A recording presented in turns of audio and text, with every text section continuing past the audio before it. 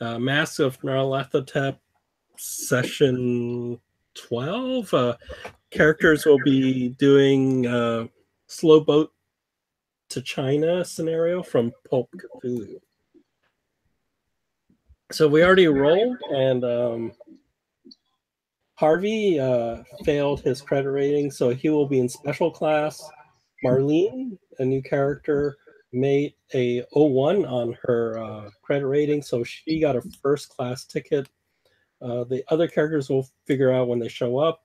I assume maybe Madame Doom is in first class also. So the first thing you notice is that the first class and the special class passengers, they have a nice gangway that they go onto the ship. The captain and first officer and stewards greet you. They take your luggage for you. They're very nice. They're very accommodating. The third class passengers board on a gangway that goes to the middle of the ship, and there's some people that help them. And then the steerage class, they just have to get on the boat by themselves off somewhere. We'll find out if some characters have to get on board that way. As you guys go up the gangway, you do notice that there's this couple on waiting to get onto the ship, and the man looks very drunk, and he's like slurring. He goes, "I'm Chad Peterson from New York. Delighted to make your acquaintance." And then when his wife seems a little more annoyed about what's going on, and the stewards fawn over him, and he requests he wants champagne in his room, and of course they say they'll do it. So you notice that. And they sound familiar? Does he sound like someone famous that we might know? No, he's not famous, but he's probably one of those wealthy people. You can do a knowledge roll.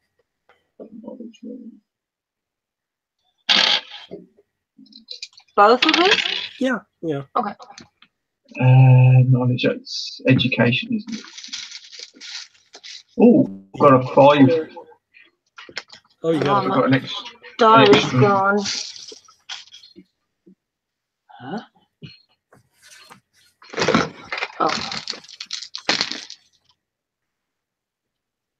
Oh. 14. Yeah, that's good.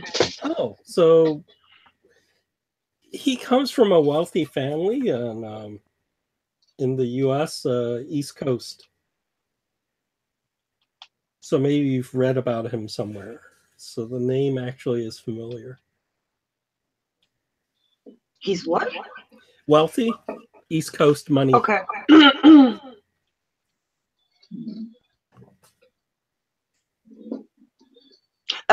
Question though, because I'm new now. Am I already recruited? Yeah. And by whom?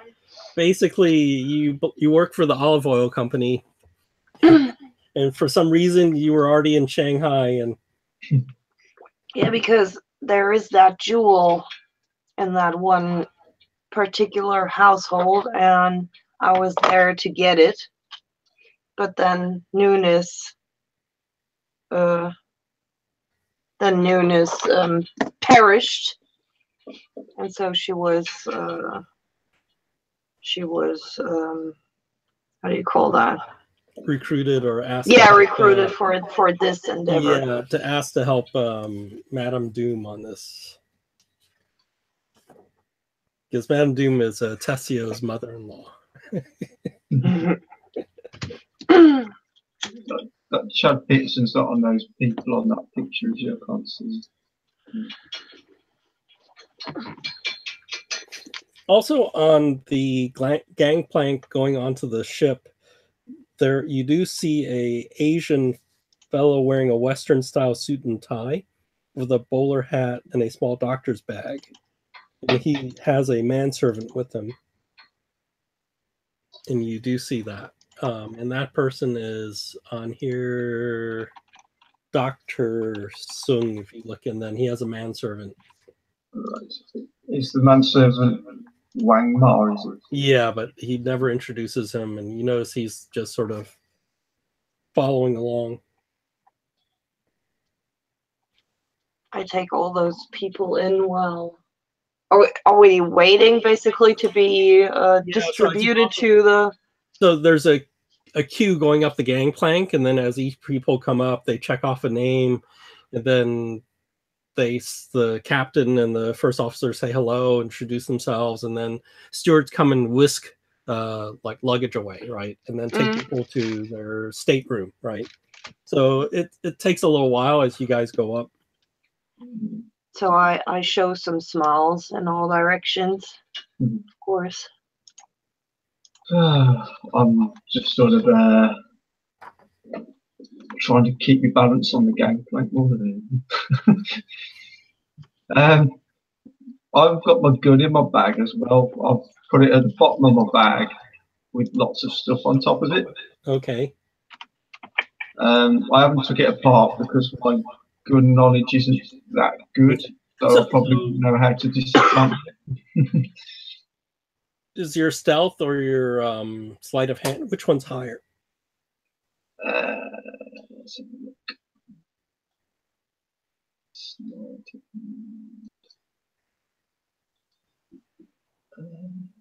Sleight of hand is 50, and my stealth is 25. So I go with sleight of hand. Roll your higher one. Here we go. Oh shit. 69. You want to spend some luck? What the odds of us needing a gun on the boat? I mean, my firearm skill's not brilliant, but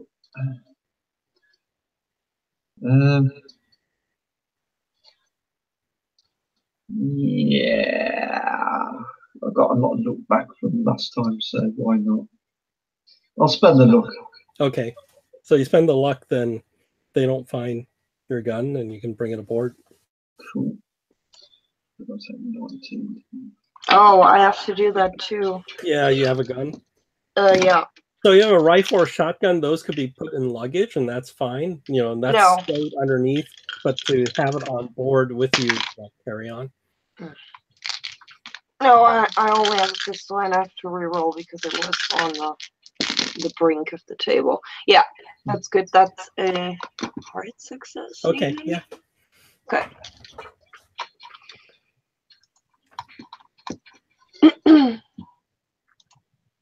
So you guys go on board. You're taking for at least first class. It's really nice. Special class is good too, so it's not bad. And as you can tell, the ship has a lot of entertainment as you go on your trip. It's a 12-day cruise that will take you to Mombasa from Shanghai. Jesus. But you know, they have all the stuff for first class. Like they have movies, they have dances, you can skeet shoot. They have movies. Let's see, what else do they have? They have shuffleboard, probably. Shuffleboard, gymnasium, a dark room. They have a printing press. So they actually print the dinner cards, like where you're seating and everything, every day, and they put it on the table. So to do your meals, you actually, for dinner, you have to tell them if you're showing up, and then they will have place settings for everybody, and they print these every day. Like even the events, they print the cards. So it's really posh. This is a really nice ship. So in the evening, first class dinner, they only have enough room for about 200 people. So first class dining is split up into 2 shifts. So there's an early and a late dinner for first class. But you walk down a ornate grand stairwell going to first class dining, and then you go by a large mural depicting the country served by the Dollar Line ships. The meal is 7 courses, starting with hors d'oeuvres and oysters. You get a choice of consommé oga or cream of barley soup, followed by salmon with mousseline sauce and cucumber. Then a choice of filet mignon, sautéed chicken lyonnaise, or fresh vegetables. Second course of lamb and mint sauce, roast duckling and applesauce, or medallions of beef. Then accompanied by green peas, boiled rice, or creamed carrots, boiled meat potatoes, and potatoes parmentier. Then you get a punch romaine, roast squab and crepe, cold asparagus vinaigrette, pâté de foie gras, and celery. For dessert, you may choose from Waldorf pudding, peaches in chartreuse jelly, chocolate and vanilla eclairs, or French ice cream. And then they have the Presidential Dance Orchestra plays in first class saloon every night from 6 to 9 p.m. and they take requests. For Harvey, who's in special class, you get consommé baked haddock in spicy sauce, choice of curry chicken, spring lamb in mint sauce, or roast turkey with cranberry, plus green peas, puree turnips, boiled rice, boiled and roasted potatoes. Desserts include plum pudding, wine jelly, a coconut sandwich, or American ice cream, plus assorted nuts, fresh fruit, cheese, biscuits, and coffee. They have the Pacific Jazz Orchestra, and they play on alternate nights from 7 to 9 p.m. Third class is worse off. and steerage even worse. So they serve first class and special class, and then later in the evening they serve third class, and way late in the evening, like 8 to 9 p.m. they serve steerage, and it's probably like porridge. We don't even get the stuff that they cart off the tables of second class. No, okay, not even that, because it's too high class for the people there. Now that you're here, what's your credit rating? Oh, let's see. Not great. Let's see here. That's where you might be. Yeah, like.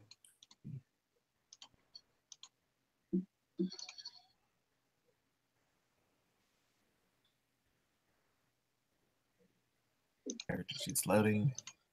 Okay, credit rating.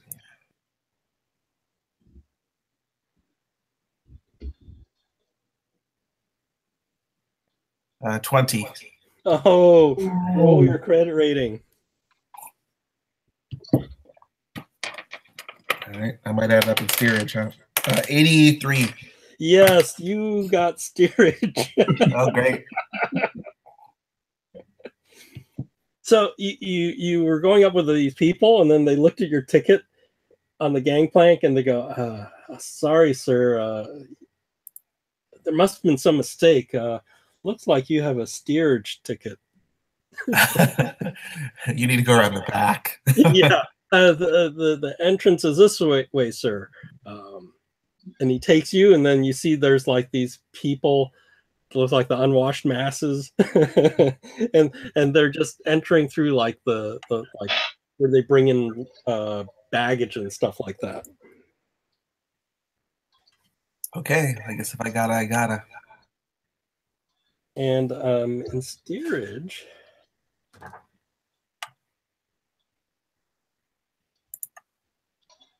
let's see.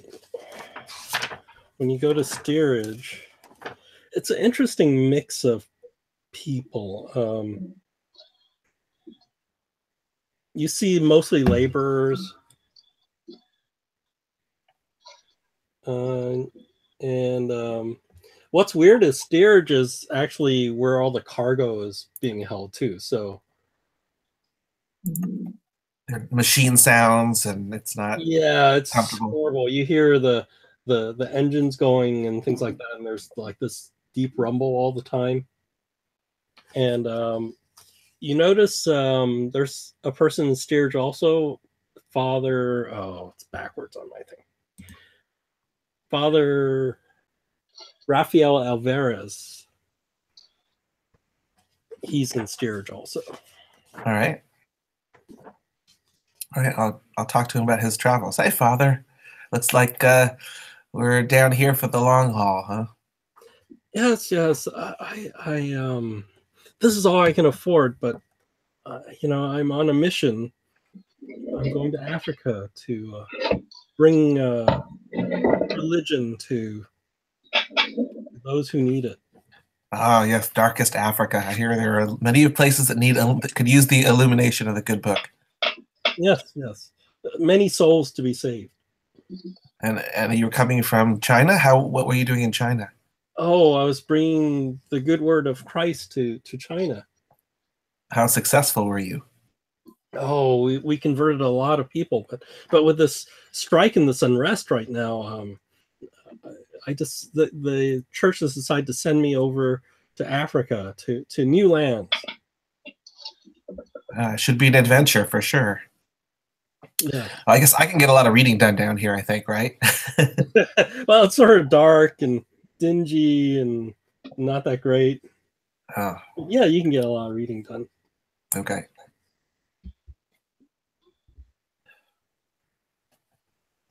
So am I even able to mingle at all with the rest of my party? Or are they like in a totally separate part of the boat? Yeah, it's a total set part of the ship. You notice that it may take some work to move higher up in the decks. But Okay. yeah, definitely it's like it's sort of segregated. Because we need to find some way to coordinate and interact. A tin can on a piece of string. Yeah. Oh, let's get to your food. So your food doesn't get served till really late. Like, you think almost like they're not going to serve you any food, and you're like getting really hungry. And about 8:30, they bring food. And where's the? I lost the page. Oh, steerage dinner: watery corned beef and cabbage, boiled carrots, boiled potatoes, and rice pudding for dessert. Yum. And menu rarely changes. Once in a while, you get lucky and get some green beans or a bacon and a potato salad, or rice instead of potatoes. And you get served after the third class passengers get served.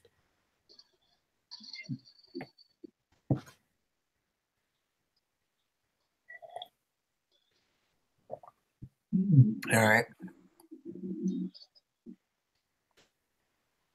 So did you want to see if you can meet the other people? Yeah, definitely see if I can find a way to. So there is a way up, but you'll run into people that will try to stop you. So you may need a social skill to get past them. What do I have? I have Persuade Yes. of 35. That's my best bet, I think. Yeah, so you go up and... Unless I just try to sneak. Stealth. Oh, you want to sneak up? Okay, that'll work too. Yeah, I think that's I'm going to try to sneak. Okay. All right, maybe I can find like a changing in the guard when I can make it through. You want me to roll it? Yeah, roll your sneak for your bonus stuff. 55 made it standard success. Yeah, so they have some. They seem to have only guards at the first class area. The other areas, it's more like you could sort of tell from the clothing of the people where they really belong. But I think, didn't you get some better clothing? I remember. I don't recall.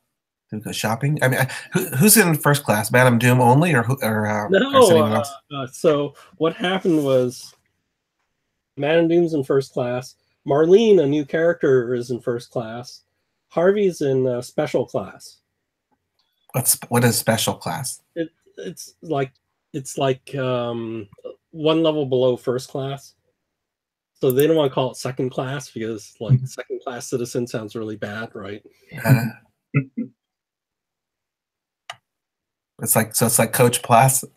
Yeah. So one is first class, then the other one is Coach Plus, and then regular is like Coach, and steerage is like in baggage.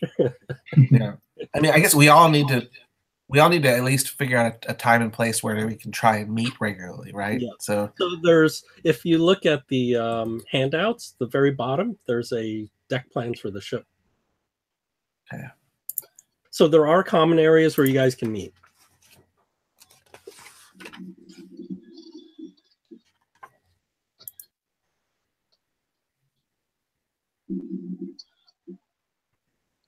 Yeah, let's see. Let's find a common area.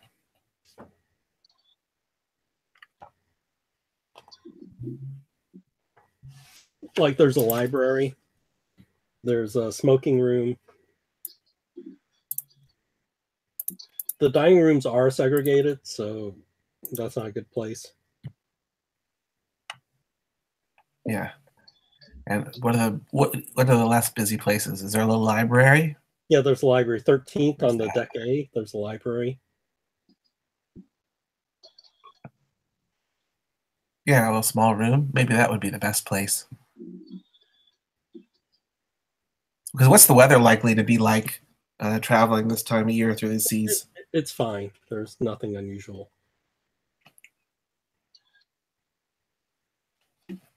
Pleasant nights and clear days? Yeah, just that's fine. There's not going to be any weird weather. Okay.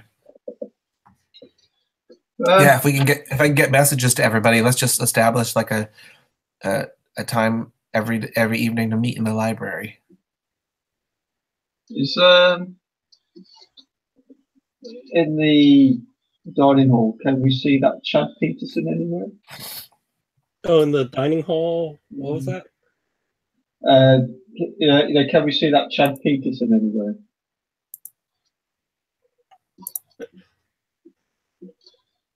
I still miss what you're saying.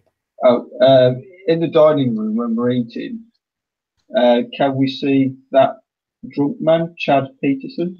Oh, so he's first class. So you won't see him. You're in second class. You're in special class. So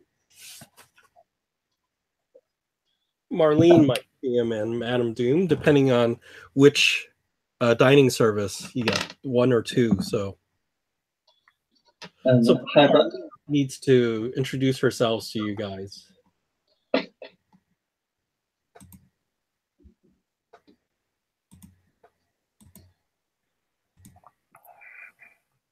Didn't get that now. Oh, you need to introduce yourself to these guys. To whom? Your compatriots. Oh! I thought we're already we already know each other. Okay. So did I just get the information to meet my compatriots on the ship, or? It's possible you might know them. I don't know. Do you want to already know each other, or? I don't know. What do you say, guys? I'd say probably we know of you, but we don't know you very well because we've only just met, kind of thing. Knowing to expect you is probably good. Yeah. The what is good? Sorry. Like if we got a notice to expect your arrival. Yeah, probably. Yeah. Because Nunes perished, and you needed some help here. Maybe you heard of her in the Olive Oil Company because she's like a cat burglar, and every time something very expensive is going missing, that's usually her involved. And she's unusually tall. Oh yeah, she's. What did you say? Like 6'4"? Yeah, like 6'4", like Oh, something. yeah. Which is very rare, I bet, especially in that age. Oh, and she's German.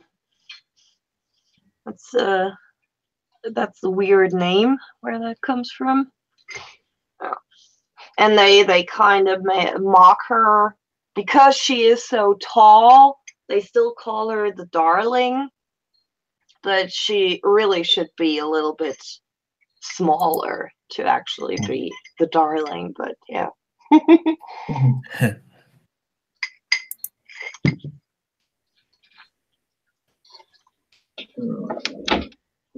So what are you guys gonna? I guess Nate was just gonna read, right? Yeah.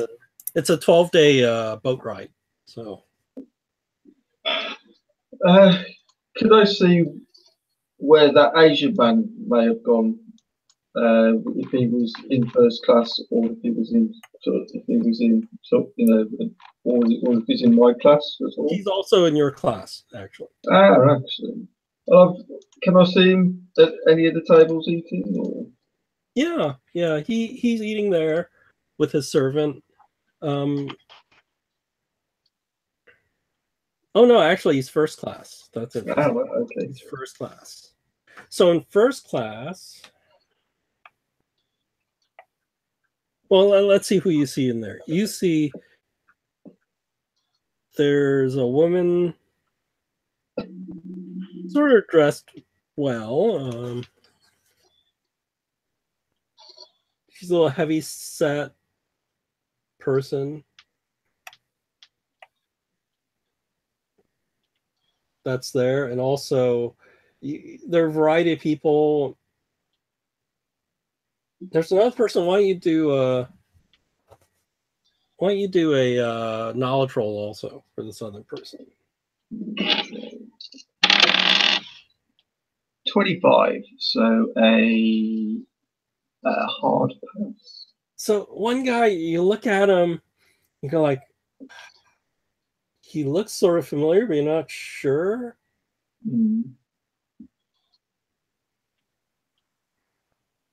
Is he on any of those faces? It's like you look at it, and you're like staring at him, trying to place who he is, and suddenly he whips around and stares at you, and he has this sort of like those piercing eyes looking at you, like he saw you looking at him, and he's like looking at you, you're looking at him, and then finally like you turn away first, right? And then you suddenly realize you know where you've seen him before. You saw him in a newspaper, like his picture. He works for a Chicago gang. Are they rivals? But they're not. At least I remember there's one group you guys are in trouble with. It's not that group. Okay. I think you have problems with. I think it was the New York gangs, right? Okay. Yeah, you're not good with the New York gangs, but this guy's Chicago gang. Did this guy sort of look at me as if he knew who I was, or did he... No, he just maybe he was just wondering if you knew who he was, and right. Okay. Is he on any of those faces that are on that picture? No. Oh, yeah. Maybe Stuart. Thing is, they don't give every. Oh, he's on the bottom. He's on the bottom right. When you said piercing eyes, I thought it's got to be him. He's got the white eyes. Yeah, they did make his eyes a little, or he has a tanning problem. Right. Yeah, that's him. Okay. And then you also see a Japanese businessman there too.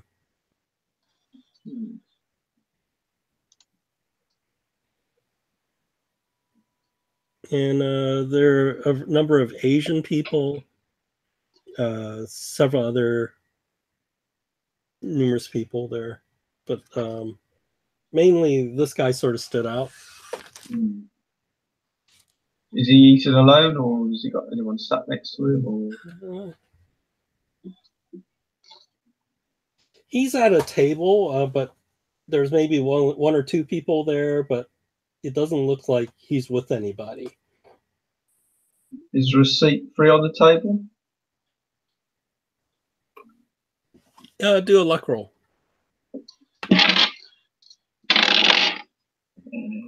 Yeah, passed. Yeah, there's some strange reason the seats on either side of him are empty. Right. Is there a bar in there at all? Or, Yeah, there's a bar there. right. Can I make out what he's drinking from where I am? Yeah, you can make out what he's drinking. Yeah, I'll go and get him a drink, and then take it over and hold it. You know, sort of walk over there and just say, mind if I, take a seat? I bought you a drink. Yeah, show it. Go ahead. Thank you. And sort of sit down and hand him a drink and say, the name's Harvey. And I sort of put my hand out to him. Bunny, no, Stuart Bates. Hey, Stuart, how's it going?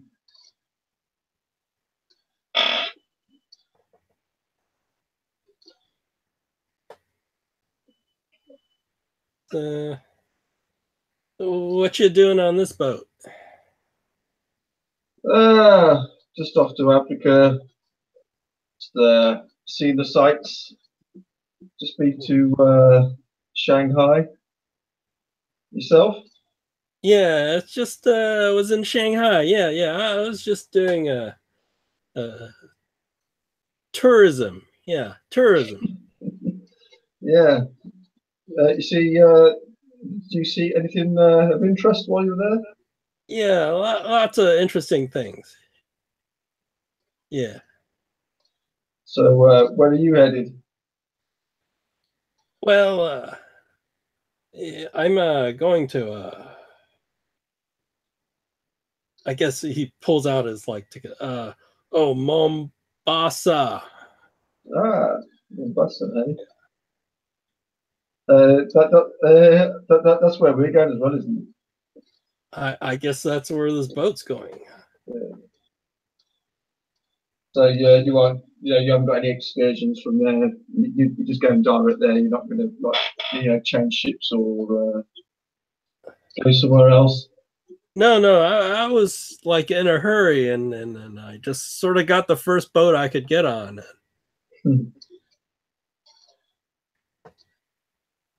What's the rush? You're on holiday. Take your time. Oh well, they said my visa was expiring. That old chestnut. Then you do a psychology roll. Yeah, I've kind of get the idea that he's probably done something and had to get out of there. Regular pass. Yeah, he's not quite telling you the truth. I had that impression. Out of game, I had that impression.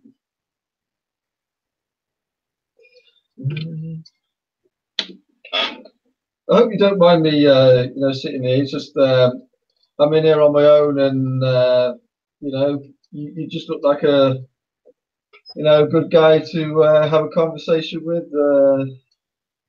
All my other, all my other friends are elsewhere, so I'm in here on my own. Yeah, you're American, right? Yeah, I'm from New York. Yeah.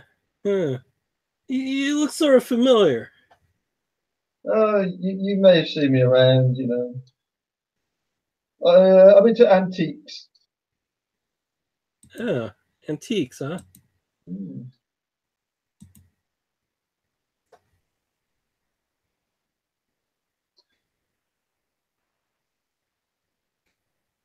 Yeah. just God, long boat ride. I hate boats. Yeah, I just hope I don't get any rough sea. Yeah, I'm not too bad, but as soon as the sea gets rough. Yeah. Well, Have you been on sort of many ships of late, or? no, just the one all the way out here. Came over to Shanghai. Hmm. So, whereabouts are you from yourself? Chicago. Chicago. What do you do yourself there? You know, I'm into antiques personally. Oh, a little this, a little that, you know.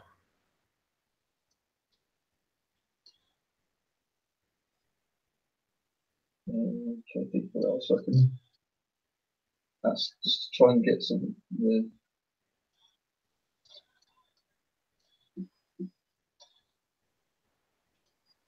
So, you say that you're on your own as well?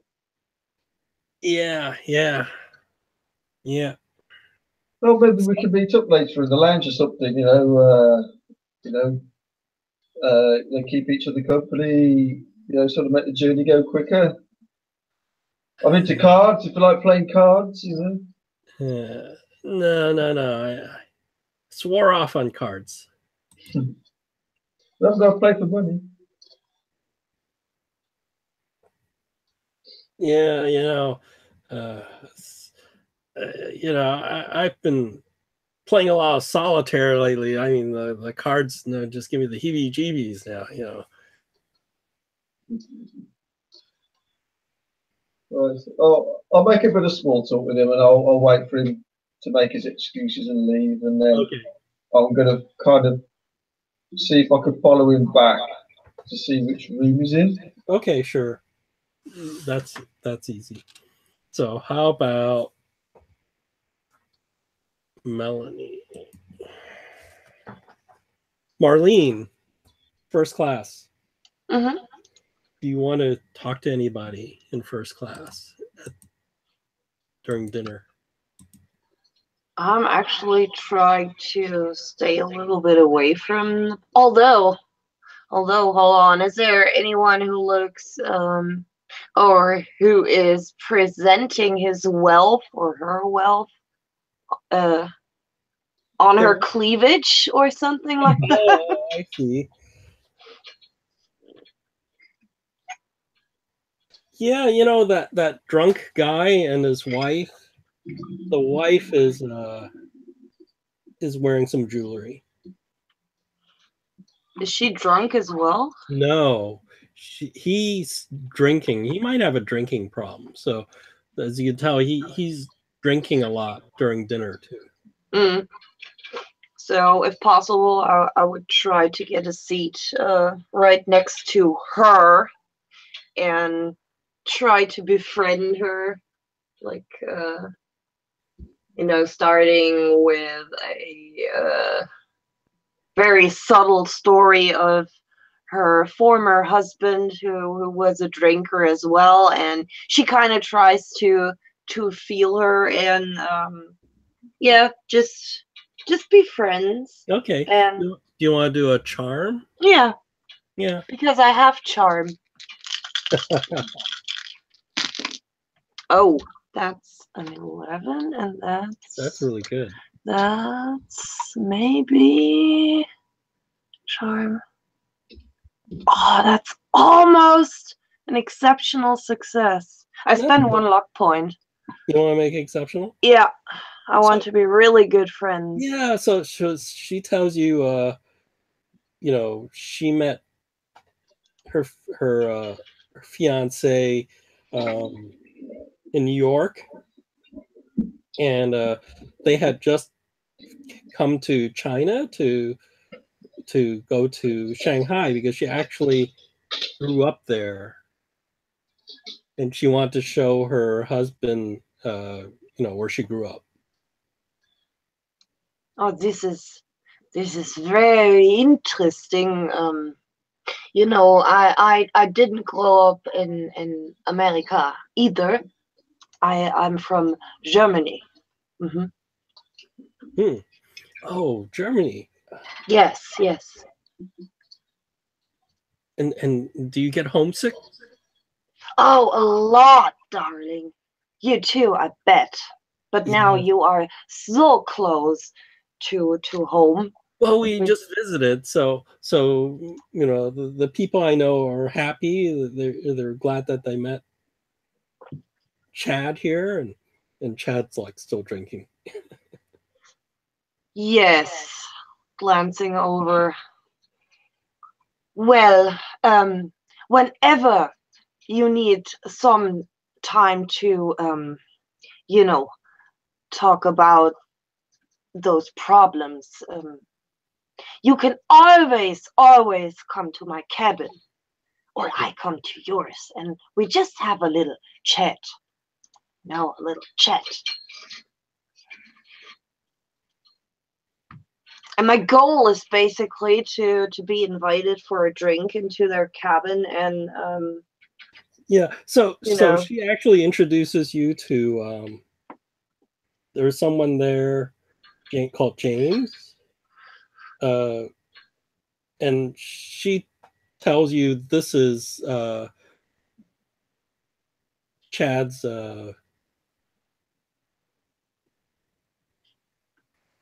one of Chad's friends that's also here. how old is he? Oh, I think he's on another page. Sorry. But well, he's older, but he's there with his family. So he's this Oh, other guy. Chad's friend is Charles Astor. Why don't you do a no roll on this too? oh boy. No, that's almost a crit fail, Okay, but so almost. the Astor, like the New York Astors, like they own a lot of things. They don't work.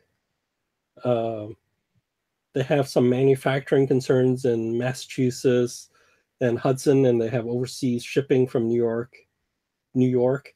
Um, so Charles Astor knows Chad Ridley. This Chad is Peterson. very interesting. I'm traveling on my own, and I'm very happy to meet a few people to not spend all the time on my own in my own cabin. This Oh is yeah. yeah.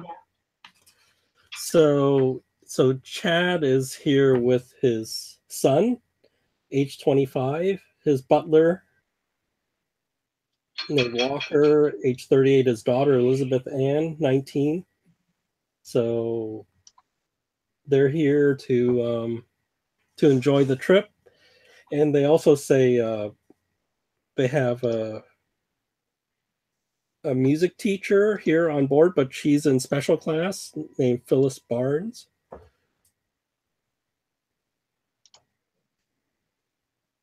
So yeah, so they're really friendly, and it's the sort of cliquish, like we're all rich sort of. Mhm. Well, I of course only have that. Yeah, that one set of jewelry and such, but I try to present myself as being one of them. Yeah, yeah. So they enjoy your company, right, with that high charm roll that you got. Very good.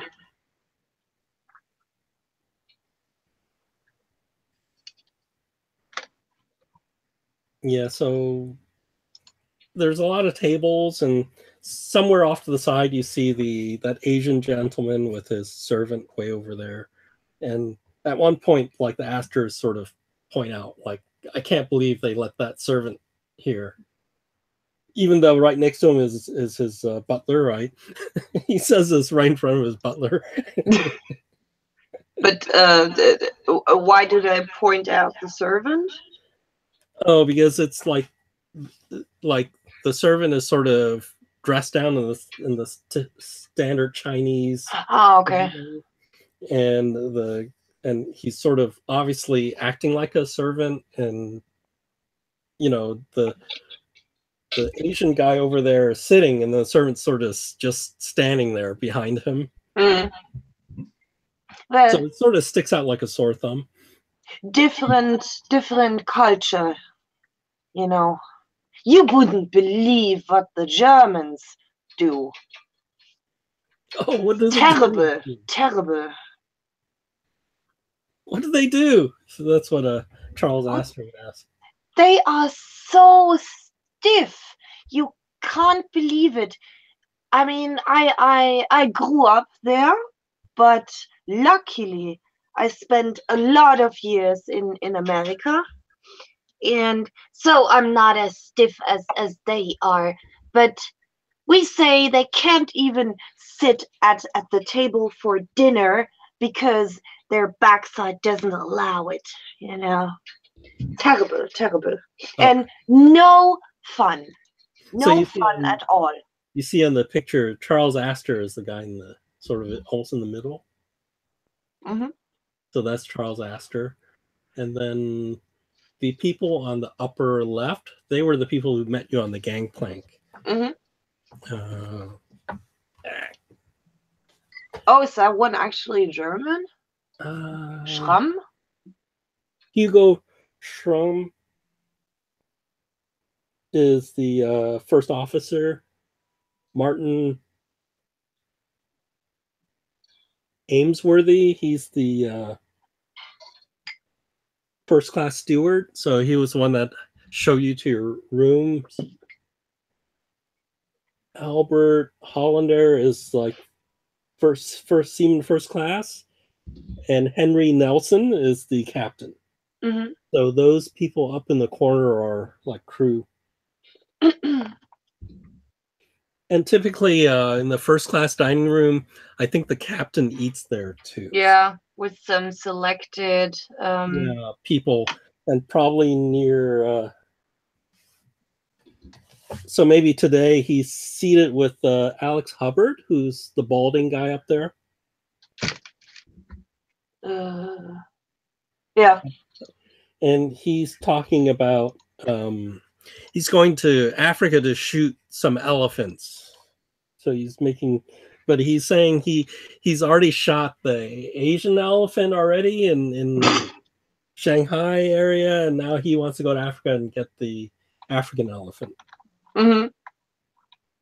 Yeah, I think that guy doesn't interest me a lot. And Show off. Phyllis Barnes on the upper right, that's the music teacher. And Virginia Ridley is the person you talk to in the sort of middle left. Mm-hmm. My new friend. Yes, that's your new friend. Okay.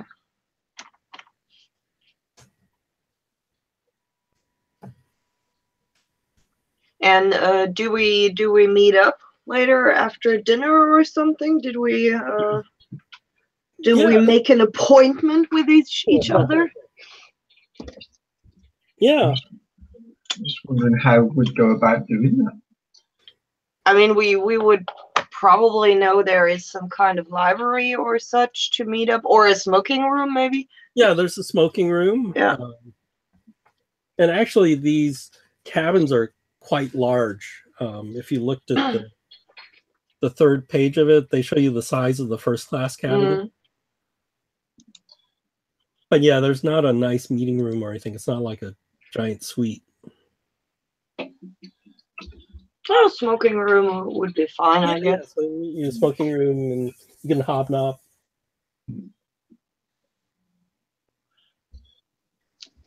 So I think we'll all be able to get into this room, so we can sort of meet together. You can make it up. So I walk in my dinner gown and my one set of really nice jewelry, which I took from some rich lady a few weeks before, and basically show off as well. And are you already there? I would be fashionably late, of course. Yeah, I'll see you walk in, and I'll sort of make a beeline towards you and sort of tip my hat. Ah, good evening, sir.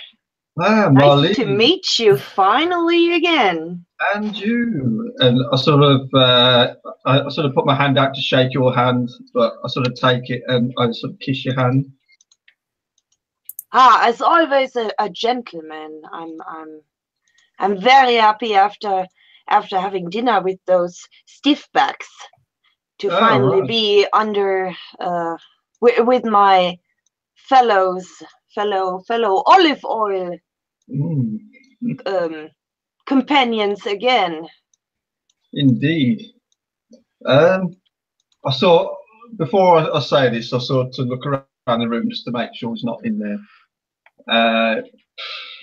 You know, that Chicago guy, Yeah, he's Stuart not Bates. Yeah. I say, I don't know how much you know about the Chicago gangs, but I just clapped my eyes on one in the second class dining room. His name's Stuart Bates. He said he had to get out of Shanghai pretty quickly because of his visa, but I suspect that to be Yeah. a lot of lies. But he's on his way to Mombasa as well, apparently. Oh, let's hope that he doesn't bring trouble with him. Hmm. He's not after the same goal as we are, right? What are we doing anyway? I was only told to go on board of this ship. All will become apparent. I could Oh, tell you. Marlene, do a spot hidden. Mm-hmm. Oh, for fuck's sake. Nani, hold on. You don't have to. Yeah, hold on. I might want to push that. So I look around, and a criminal always looks around just to be sure that nobody's there, and I kind of have the inkling that something is wrong, and I look again. Okay, try again. Oh, whew, that was close. Okay, regular. So you see Harvey sort of pick a book up from the library, like a small little book, and he just slips it into his coat pocket.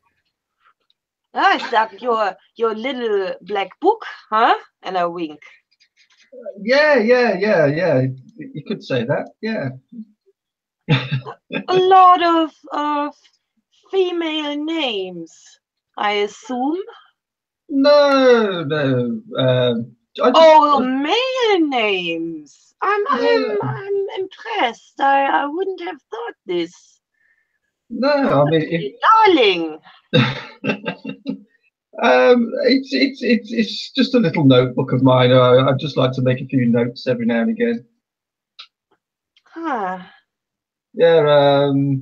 Anyway, where were we? We were talking about this Stuart Bates, weren't we? Yes. No, actually, we were talking about what we're supposed to do, darling. I could tell you, but I don't think you would believe me. Really? Well, I couldn't actually believe that my darling Spencer isn't alive anymore.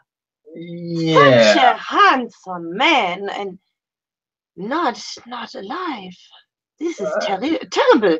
But what happened? Let's just say he met an untimely demise involving a creature. A creature? Yes. Was he hunting? You could say that. Darling, you're very evasive. This makes me nervous. Maybe when we're alone in private, we could talk about this in a bit more openly, shall we say? I see. And where's my good friend Nate? And I'll look around. Am I there? Yeah, you could be there because you snuck up, right? Yeah, is this the agreed upon time to meet? Yeah. Okay. First class friends, how are things? You're looking First well class. rested. First class. I'm not first class. I'm second class. Well, I'm not. I'm special class. Compared to my class. Do you have a hard time, my friend? I could It's- invite you to my room It's pretty whenever rough you down want. there. Don't I smell like bet. engine oil? I wrinkle my nose. So, Nate, are you going to be as evasive as our friend Harvey here, or will you tell me a little bit more about, especially about Nunes' demise? This is troubling me a lot. Oh, do you want to know all the gory details? Of course, I love gory details. Well, I kind of sort of turned away a bit because that Shoggoth nearly set me insane. So, how delicate is your understanding of the darker side of this of our misadventures? Darker side. Do you have knowledge of the strange activities that we've been facing and the things we've seen? Honey, I don't know nothing. They called me from my work, if I may say so, in where were we? In Shanghai, and I didn't even have time to finish. This troubled me a lot as well. But like darker I said, side? Yes. Well, if you're going to be joining us on this crusade, shall we call it, I fear for your mental safety. You're going to see things, experience things that you may not be prepared for. Nate, have you worked a little bit too much recently? You know that's not good. You sometimes have to sit down and just shut up. Just have some time for yourself. Oh, okay. Don't talk back. No need to get aggressive here. Well, maybe a good place to start would be we have some literature that might be a good starting point to prepare yourself for what we were going to be encountering, and then I can illuminate you with the full story as to what occurred. Huh. It has been some time that I read something, but well, yes. Is it maybe that little black book, huh? They're all pretty black. Yeah. Are you versed in any languages in particular, or? Oh, I actually forgot to choose German. Oh, that's bad. Morgan, can I change here something to get my German? Yeah, sure. That's stupid. Yeah, you would know that she can speak German and English basically. Okay, and were any of our books in German? German should be your main language. True, yeah. True. And English at some percent, right? Yeah, that's right. Okay. Yeah, I'll change English to, I don't know, 50 somehow. Mm-hmm. Okay. Looking over the books to see did we have any that were in German.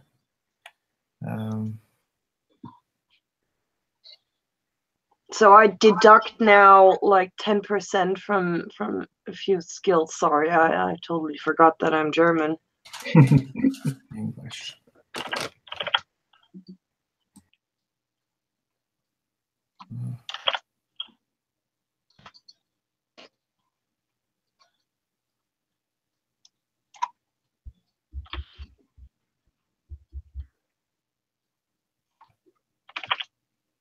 $40 is not enough, right?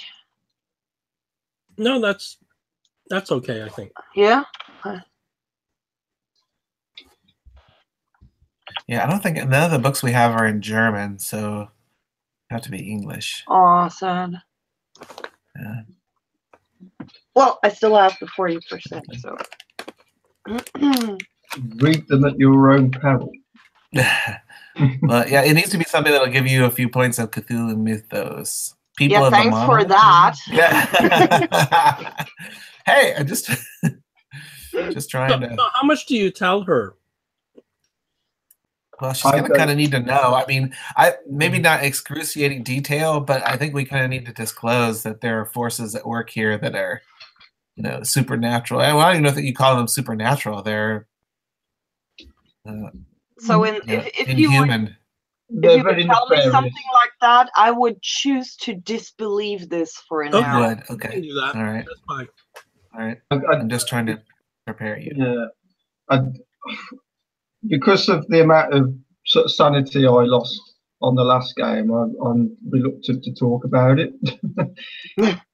Thankfully, I've got some back now, but Yeah. but I'm as my friend Nate said, there's dark forces at work, and just be prepared for the things that you are going to witness because they're not pretty. We're involved in trying to stop, or maybe not even stop, that may be beyond our power, delay, thwart a global conspiracy of occultism that has its goal on coordinating with various cults around the world and all of them working together to perform a ritual that will unleash darkness upon the rest of the world. And we've been traveling to different locations all around the world trying to interfere with their plans, and we don't even know what their full plans are. We're learning as we go, but as we learn more and more, it's very clear that this is a global conspiracy of immensely powerful individuals and groups that are working together for evil purposes. And in Shanghai, we interfered with one of their plans to create some kind of machine that would aid them in their nefarious deeds. And poor brave Dr. Nunez met his fate fighting the monster under the bed, if the bed was the size of an elephant. So as you tell her that, she smiles slightly and in the end just says, considering that Madame Doom is not here, well, gents, I mean, I understand what you told me, but I guess you misunderstood a few things of what you've seen, and I really don't know what Tessio got himself into now again, but I bet there's just an explanation for everything. But whatever you need me for, I will certainly assist. Believe me, Madame, we question our own sanity often, but it'll be refreshing to have your more skeptical perspective. Maybe that'll help to keep us grounded and understand what is actually real and what is not. Yeah, we will see. We will see. And what exactly is your specialty? What skills and abilities do you bring that will assist us in our search? If you need something, darling, I can get it for you, whatever it is. Ah, excellent. That's very useful indeed. We've often found ourselves in a position to, shall we say, conduct activities that would otherwise be deemed as criminal, and that's not exactly our strong suit. we haven't done it with the greatest finesse. Let's just say we've left a lot of broken windows and narrow escapes from the authorities. Oh, amateurs. We've gotten roughed up quite a bit in the process. I heard that Timmy is with us. Yes, I bet he was the source of some broken windows now and then, right? He always tried to imitate me. I mean, who doesn't? But I have more skill. Excellent. Well, you're most welcome. Thanks, darling. So, what is our plan on this ship? Is this for recreational purpose? Yeah, I just think we should just chill out a bit, to be fair, and get our composure before the next little bit of excitement begins. So you wouldn't mind if I acquire a little bit of, you know, a little bit of jewelry maybe for myself. You don't need me right now, I assume. As long as you don't get caught. I give you that glance. Well, I mean, I'm going, as I said before, there's this gangster that I recognise in special class, and I'm going to be keeping eyes on him. Yes, you better do. I'm going to find out what he's actually doing here because, yeah, he seems a bit skittish and he's not telling the whole story. So I might watch him leave his room one day and then try and get in. Oh, actually, could you require me a key to get into his room? I most certainly can. If there is a key, I can get it for you. I'm just wondering if the people on the ship, like the ushers or the cabin boys and stuff, would they have like a key to get into people's rooms? Yeah, The master key, right? the Yeah. would have a pass key. So if Marlene can get her hands on one of the pass keys, then Yeah, I mean, I imagine the locks on board the ship are really basic. The doors, they're probably incredibly easy to break into. It's probably nothing more than like a really blank key that just moves one tumbler. Most people on the ship, if they have valuables, they're going to have safes put in their rooms, or they're going to have them locked in like a ship safe. Mm-hmm. Yeah, it's just that my lockpick skill's not very good there. So, So Marlene's lockpick skills may be better, or if she can get her hands on a pass key, then. But yeah, if you can get me a pass key, that would be absolutely awesome. I give you a little salute. Oh, Yes, certainly. As a side thing, I assume it takes about 2 days to get to buy the cruise ship tickets and stuff. So 2 days would have passed plus this night, so that's 3 days of healing, which is 6 hit points. Oh, cool. Back up to full health then. Oh, and of course, while we're meeting here, you have to imagine that she's towering over both of you, probably. Yeah. Like a bit intimidating. Yeah. She's almost, I mean, she has some kind of male features, I always thought. An evil-speaking person could almost suspect she's a man in women's clothing. I think, but yeah, she has that female voice, of course. And she doesn't have the throat thing, right? Yeah, right.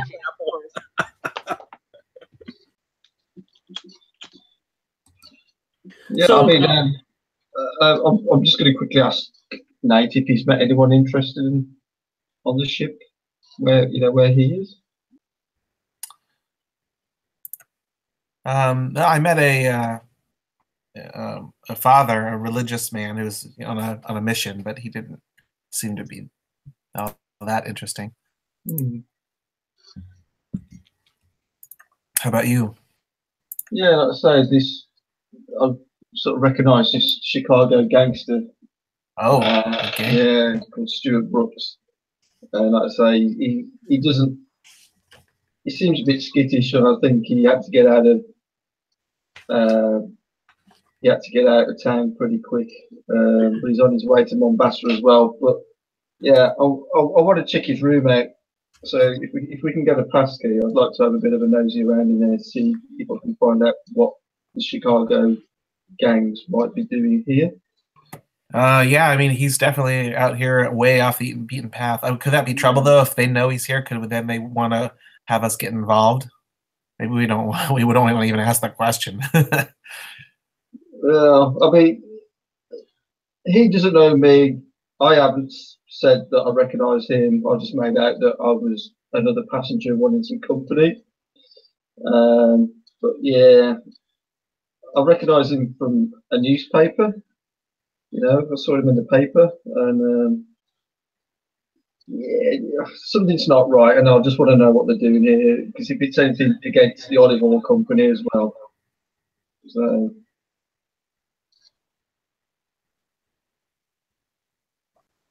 I just hope they don't tell us that we need to off him.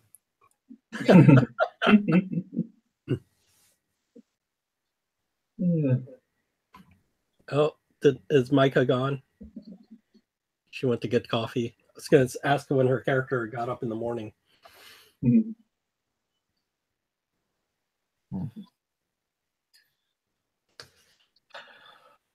Incidentally, yeah, what book have I actually picked up, by the way? Okay, so Nate, in the evening, I guess in Stowage it is sort of crowded and sort of messy and stuff. Do you want to roll a spot hidden? And we're in steerage? Yep. For steerage? Okay, 52. Let me roll my bonus die. Oh, a 0. So 0-2. Oh my god. So you're late at night. There some people are sneaking out of steerage. You notice it's a number of Chinese guys. They seem to be dressed similarly, like they belong to maybe a group of some sort because they're dressed similar, and they're sneaking out of. Okay, I'm gonna follow them with my stealth. Why not? Okay, roll your stealth. Okay. I get a bonus die for that. 59. Let me roll 59 again. So 59 is a standard success. Okay, so they had.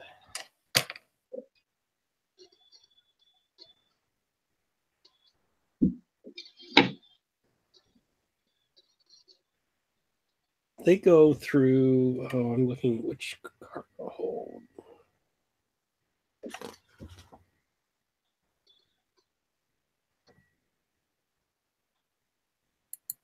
Oh, cargo hold 6. Where the hell is that? So they go to cargo hold 6.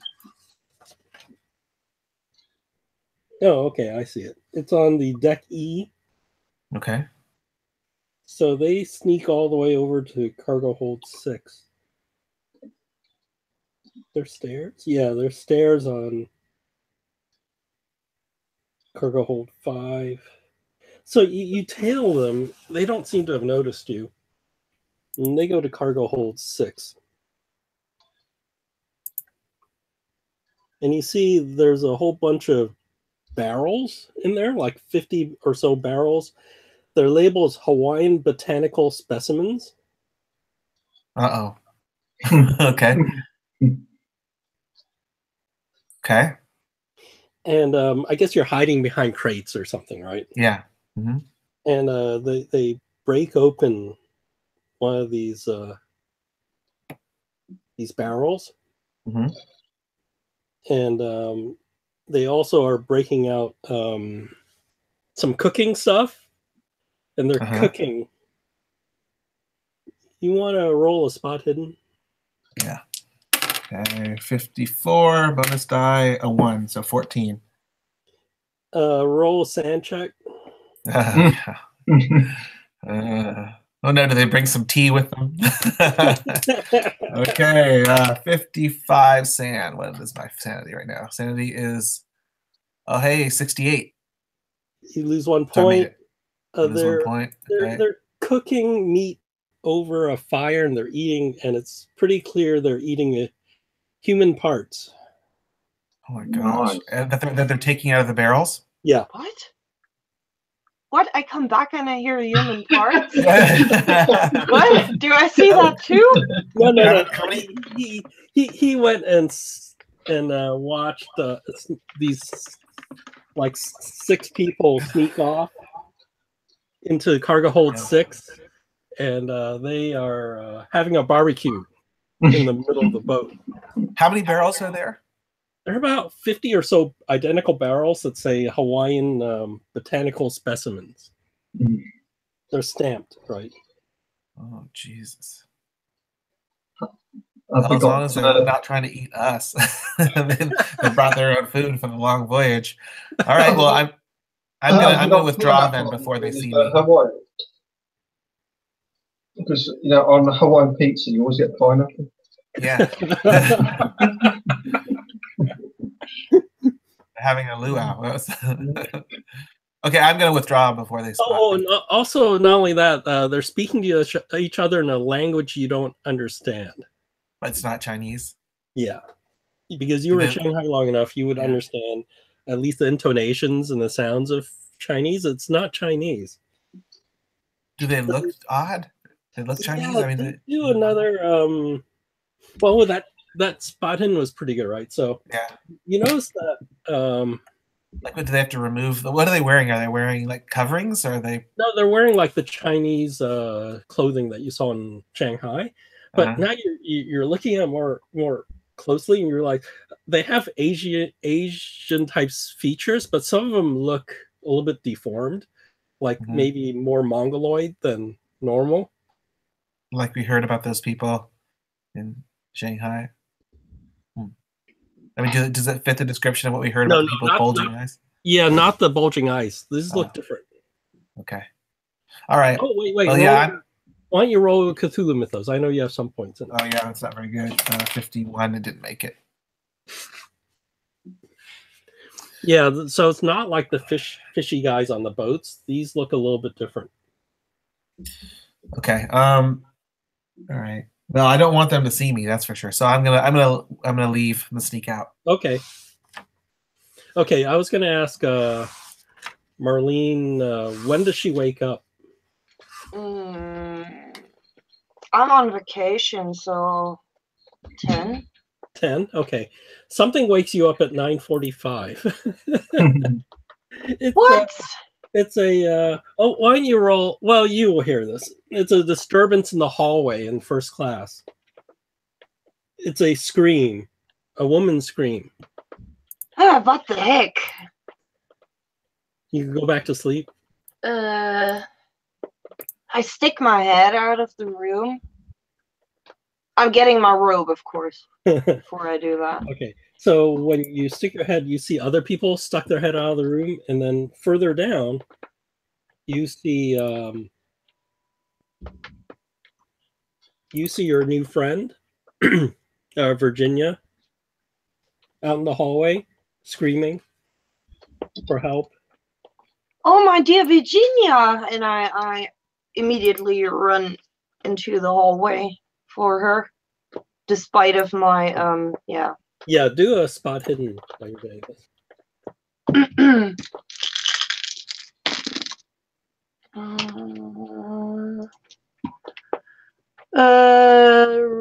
Regular success. Yeah, in the hallway, you also see Charles Astor and also a sailor in the hallway.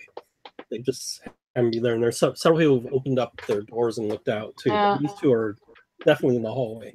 I put my arm around her and I look to the men and say, "What is going on? What's wrong?" So you're saying this, and the door to her suite is open, and I assume you glance in. Yeah. You see on the bed there in the room, you find it's weird. You see Peterson's clothing on the bed, but it's odd because it's like, you know how if you put your clothes onto the bed to get dressed, it's just there, right? But this one with a hanger and everything, there's no hanger, but you see the shirts in the suit. The shirt is inside. It's like somebody was dressed and then disappeared, and there's just the clothing there. Like the socks are in the shoes, and the socks fall off the pants leg. Well, I look at it, but I just there, and it's empty, and it's not like pressed and then put down. It's like almost like the whole thing sort of collapsed onto the bed. I probably just look at it and save it for later. And you notice an odd smell coming out of the room too. What is this smell? And Virginia, my dear, what happened? Why are you screaming? He's that's she's pointing to the she points in the room where the clothes is. Yes, but That's Peterson, and you just see the clothes there, right? my dear, this is just his suit. Where is he? I had just gone out to get late breakfast, and when I came back, he was gone, and he was dressed in that, but now he's gone. He's probably only doing a joke, you know. I mean, and I walk in and I look at the clothing. This is really weird. He must have put a lot of effort into this, but I don't think this is reason to be troubled. Really not. So that smell that you smelled outside, it's stronger, and as you get closer to the clothes, it's strongest near the clothing. But what is this smell? This is. And she like sniffs and goes, and she makes a weird face, like, I don't know, that smells awful. Yes, it does. Did he order some weird, outlandish breakfast, maybe? We're going to get breakfast, and you know, he was hungover, so I just went out to get breakfast by myself. When I came back, I saw this. My dear, he will be back soon. I'm pretty sure. When he sees that you've been properly scared, he will end his joke. I'm sure. Oh, I hope so. You know what? I will stay with you until he's back. You don't have to be scared. Yeah, so do another spot hidden.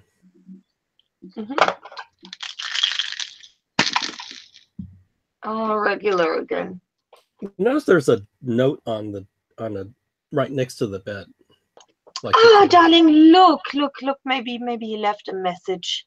And I walk over and I take it, but I give it over to her. Okay. But while giving it over, I try to unfold it a little bit for her and glance at it before I give it over, you know. Okay, so let me. Is that a sleight of hand, maybe? No, you can just look at it. Fuck! I want my roll!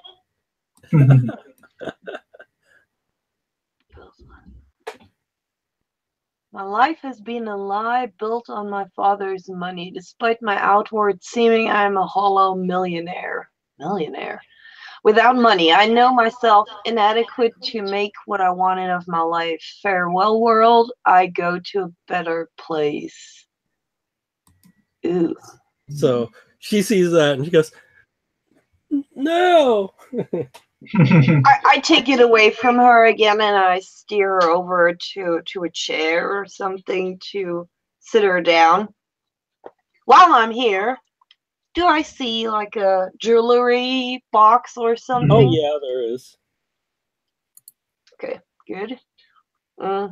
Never off duty. But this can't be true, Virginia. Look, there still is clothing. Why would he put it on the bed? And well, what do we think he did? Did he jump over the railing or what? I don't know. Doesn't make sense. And I don't know. He was perfectly fine yesterday. This really doesn't make sense. We will, you know what? We will call the what do you call them here? The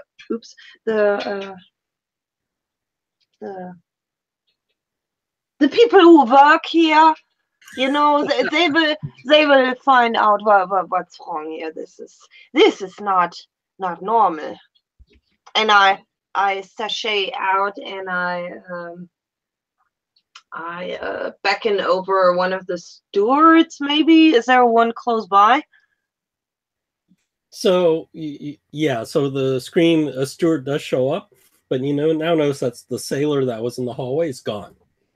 Okay. So the steward who comes up, I would tell.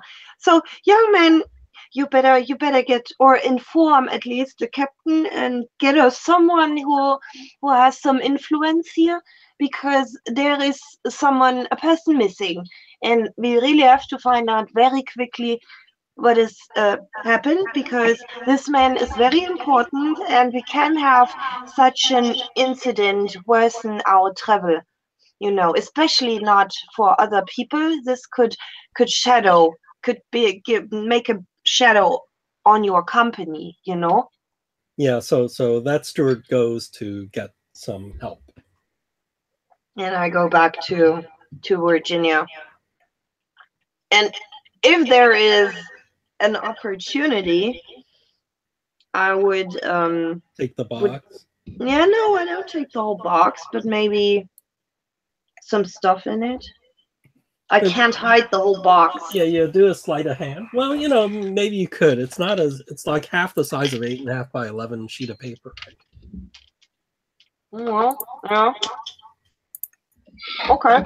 Don't do a sleight of hand.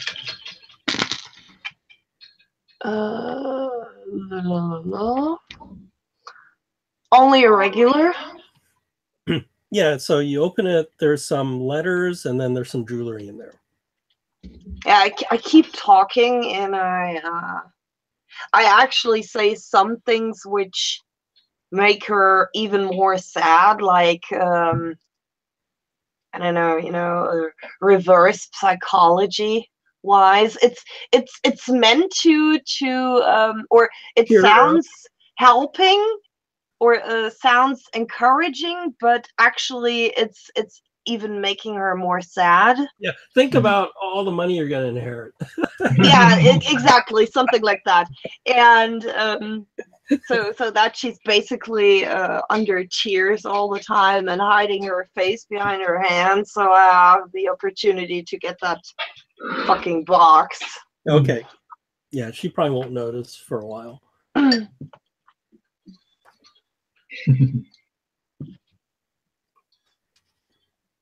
So you're gonna look in the things after you leave?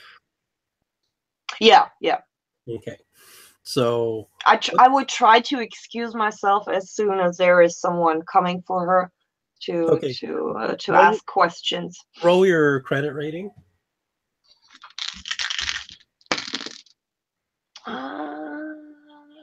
Not really. You failed? No? Yeah. Roll a die 6. 6? Add 6 to your credit rating. Ooh. Nice. But there are letters in the box in addition to the jewelry. This is assuming you sell the jewelry, so. There are letters. But later. So I would just excuse myself when someone is coming, and tell her that I will be back later. And then when I'm in my cabin again, then I would check out what I made funny? There. They're like love letters from Chad, but you know what's funny? The handwriting looks similar to the note you saw, but none of them are signed Chad. They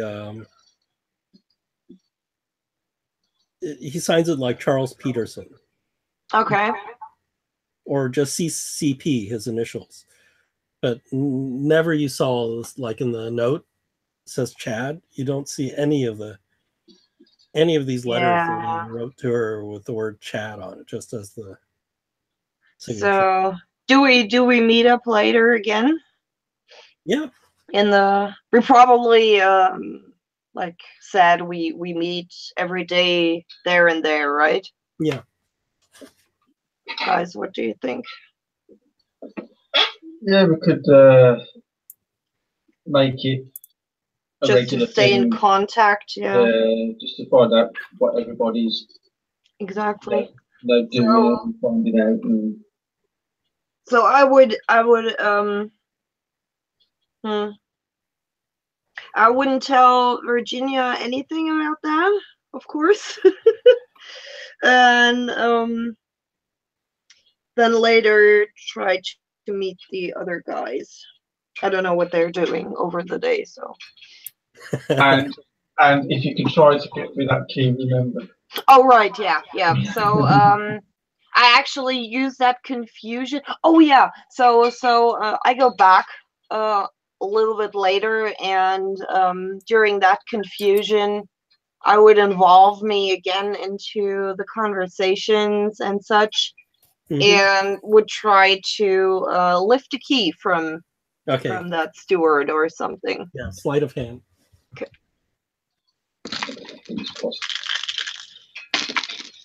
Oh yeah, that's a regular. Is that enough? Yeah, that's enough. They're not trained to detect it. So yeah, you have the key, one of the steward's keys. Yeah, and I would again pass some nice words and such, and that I'll be back later, and I won't let her alone, of course. And this thing only bothers me now because someone else, apparently criminal, is active on the ship as well, and that makes me nervous. You know? Okay, so you give the key to Harvey. Yep, so when we meet up, I would pass over the key, and I would tell you guys that, yeah, what I just said, that maybe someone is actually active on the ship as well, because that what you heard, those rumors about a suicide, it's actually bullshit, because that man didn't write his suicide letter. That was someone else. Maybe there's somebody from the Chicago gang in first class as well then. Exactly, that's what I was thinking as well. Who knows? And Marlene, thank you so much for this key. You are, of course, wonderful. You are absolutely wonderful. And you notice she has a new ring. Oh, is Nate showing up? Is he going to share? Yeah. You guys wouldn't believe how bad the food is down in steerage. I absolutely believe. Tomorrow, if you'd like, I can put some food in a bag for you and bring it over. Well, I'm okay, but several of my fellow steerage members may have resorted to cannibalism as a result. I laugh. Are you joking, or is that real? Well, I look over at our new companion, and I'm not sure if she's ready to hear this yet. Well, I guess there's no time like the present to be honest about the things we are experiencing. So there's a group of strange Orientals down in steerage that I noticed sneaking out. What time of day was it? Is it the evening? Oh yeah, it's in late evening after everybody's asleep. Late evening, they were sneaking out, so I thought they might be up to something nefarious. So I followed them, and they led me down to up to a storage cargo hold. Where how many of them were there? How big was the group? Six guys. They went to cargo hold 6. But there six of them. Yeah. 6 of them, of which their features are a little odd. I mean, not like the description we had before with the bulging eyes, but they kind of have a mongoloid look. Their features are a little off, and also they all seem to have a similar look to them. They went over to a large grouping of barrels, like cargo barrels, and there are a lot of cargo barrels there. And they opened one up and proceeded to remove human parts, arms, etc., out of it, of which they then started cooking the parts and eating them. And they did this in the hole, and yes. Nobody saw them or came across them? Correct. I'll go really close to you and I'll look into your eyes. Nate, are you sure you shouldn't sit down? Maybe a little, rest a little. You must have seen something entirely else, which just looked like whatever it was you thought I'm you pretty saw sure there. what I saw and smelled, and it was pretty horrific. I mean, what I'm wondering is, they obviously brought these barrels, which we should presume are all full of human parts on this ship for the purpose of eating them over the course of the journey, which makes me wonder, are these things not entirely human, and are they require human meat to sustain themselves? And then it makes me wonder, should we interfere? Because if they don't have their supply of human meat, then where are they going to try to obtain it? Well, yeah, I was just about to say, shouldn't we tell the authorities this for them to investigate it and get it thrown off the ship? Well, should we maybe wait till we get to our destination? Because my worry is if we tell them now, they're certainly going to get rid of them, right? And then those things may have no other choice but to try to get their meat, their appetite suppressed by preying on people on the ship. Well, are they doing harm right now? I don't know.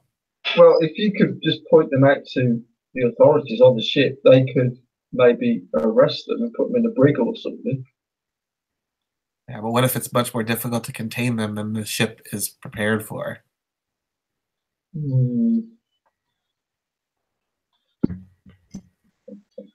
How many were there? 6 of them, I presume. I mean, there's a lot of barrels. Maybe they're just going up in smaller groups at a time. I don't believe a single word you're saying. Marlene, I'm not taking part in your planning here. this is just a small thing that, in the bigger picture, believe me. If you'll forgive my pun, this is merely an appetizer for what lies ahead, the larger meal. It's an hors d'oeuvre. Yeah. Wow. So that even on the ship. I mean, I presume, Adam, you're very good at sneaking around. Perhaps you'd like to join me and later to go down into the hold and have a look and see if we can discover exactly what's going on. And no, it's not a ploy to get you down there on your own. Trust me.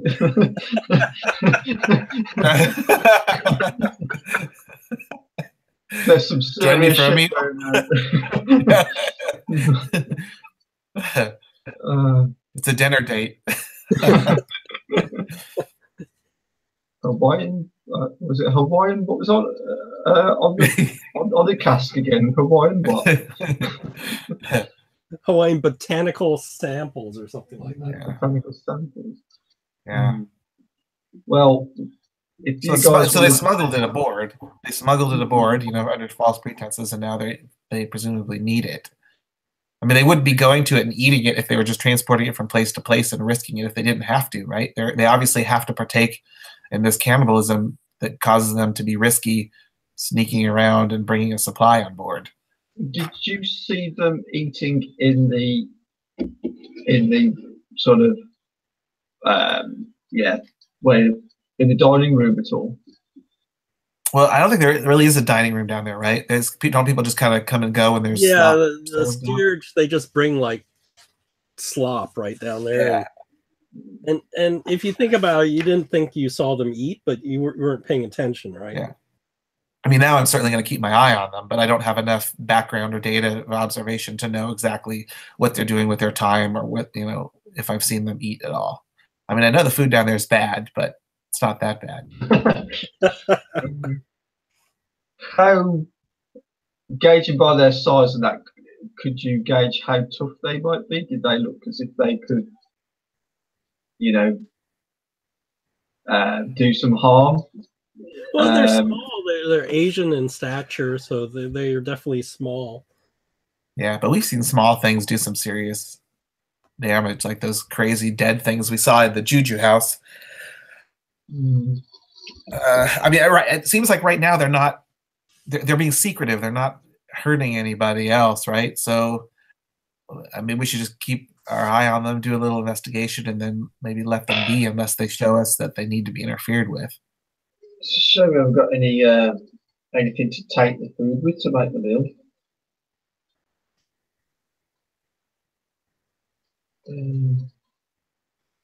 Just wondering if there's anything we could take the food with. Because that might slow their antics down a bit if they've all got if they've all got the runs or something. If we take the food with something. Yeah, but then they might need to get fresh stuff elsewhere. That's my worry. True.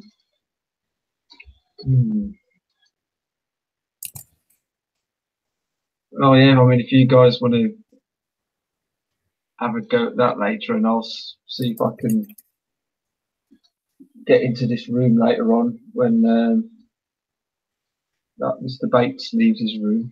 Yeah, do you want to go to that room, look around until he leaves or something like dinner time, and then sneak in? Or lunch, either way. Yeah, I'll go to the dining room, wait till I can see him eating, and then go to the room to have a look around. So yeah, so you wait till lunchtime, you see him in the dining room, and you sneak into his room. So you go into his room. Now do a spot hidden.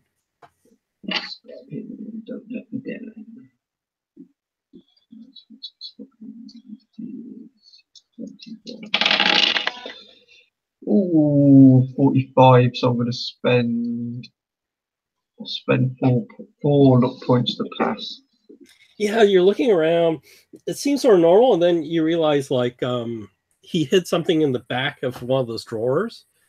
You pull it out, and you find it like a Tommy gun. Oh, wow! Is it been taken apart? Yeah, so it's the drum plus the thing, but yeah. But yeah, I mean, you just clip it in. I mean, it's not like completely taken apart. Right. Okay. So it's just unclipped. So you find that you find some paperwork.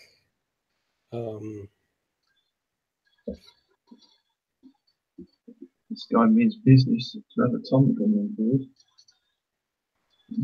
What did he hide it in, incidentally, to get that on board? So you don't know what he hid it in, but he definitely didn't want to just stick it in his closet.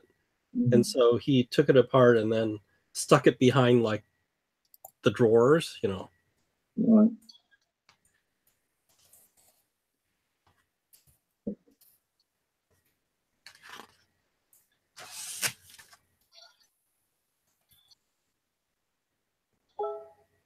So there's some paperwork. Yeah, it looks like there's some letters from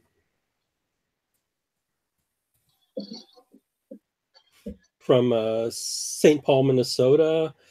You find a deck of cards that look like it's really well used. And he didn't want to play cards.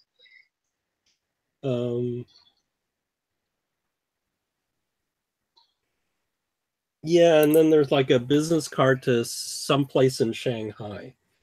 So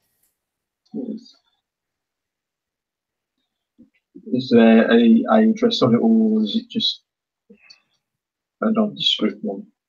It looks like it's some sort of import-export business. It's not the one that we know, is it? Yeah, it's probably, well, there's a chance it's Hofong, but I don't think it's really. Yeah, it's not Hofong.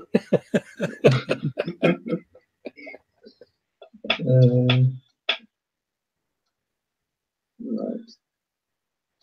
I'll have a look under the bed, under the mattress. So like some of the piece of paper has some dollar amounts plus some measurements in ounces or something like that, and the value is sort of high for whatever the numbers are for. So it's something expensive, but you don't know what that's for. Right. Casting my mind back to London and that powder we found. I'm just wondering if it's got anything to do with that.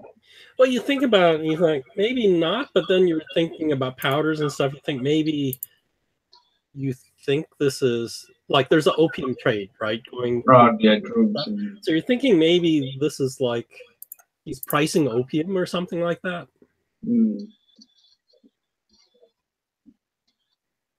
Right? He's not going to write down, so many ounces of opium, blah, dollars an ounce.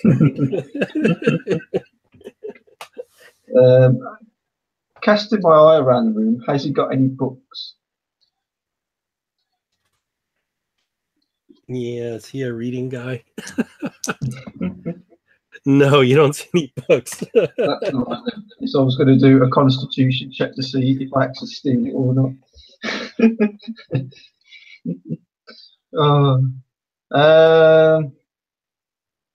But yeah, I'll check everywhere, like under the pillow, under the mattress. So did you want to take the Tommy gun or leave it behind?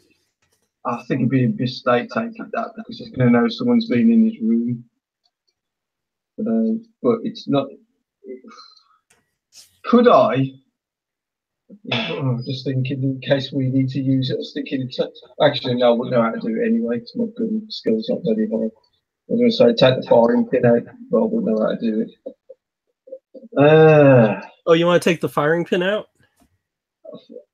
I wouldn't know how to do it though. Well, it would be a mechanical. Either you can roll mechanical repair or your firearms, and then if you get below that, then you can figure out how to do it. Right. My firearms for SMG is 15, and my mechanical is 10. Oh, so it'd be 15 to figure this out. 23. Ooh. Burn some luck. Oh, I've burnt a lot of luck so far though. I'm just thinking if we need to use it then, or if he might use it against us then. Yeah, I'll spend the luck. Okay, so you're going to take a key component out so it won't work, but you'll know how to put it back in if you have to. Okay. I'll take that with me. Okay. Yeah, so I'll take another 8 luck off.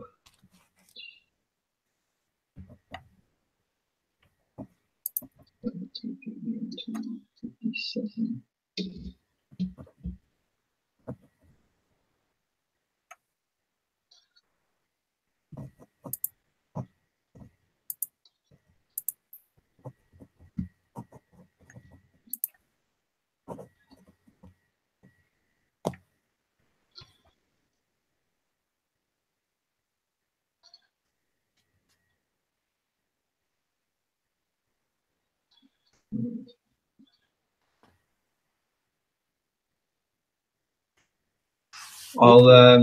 I'll use the bed sheet to wipe everything down with as well, and Okay. just to get any finger marks that might sort of that might look noticeable off it and that kind of thing. So tonight is casino night for first class and special class passengers. Oh. Does that mean we can actually go to the same room together? Yeah, first and special class only. Not third class or steerage. Well, I'm going to head there just on the off chance that I bump into Marlena. Bump into Marlene, because I don't know if she's going to go ahead with Nate to investigate these. Go check out the barrels.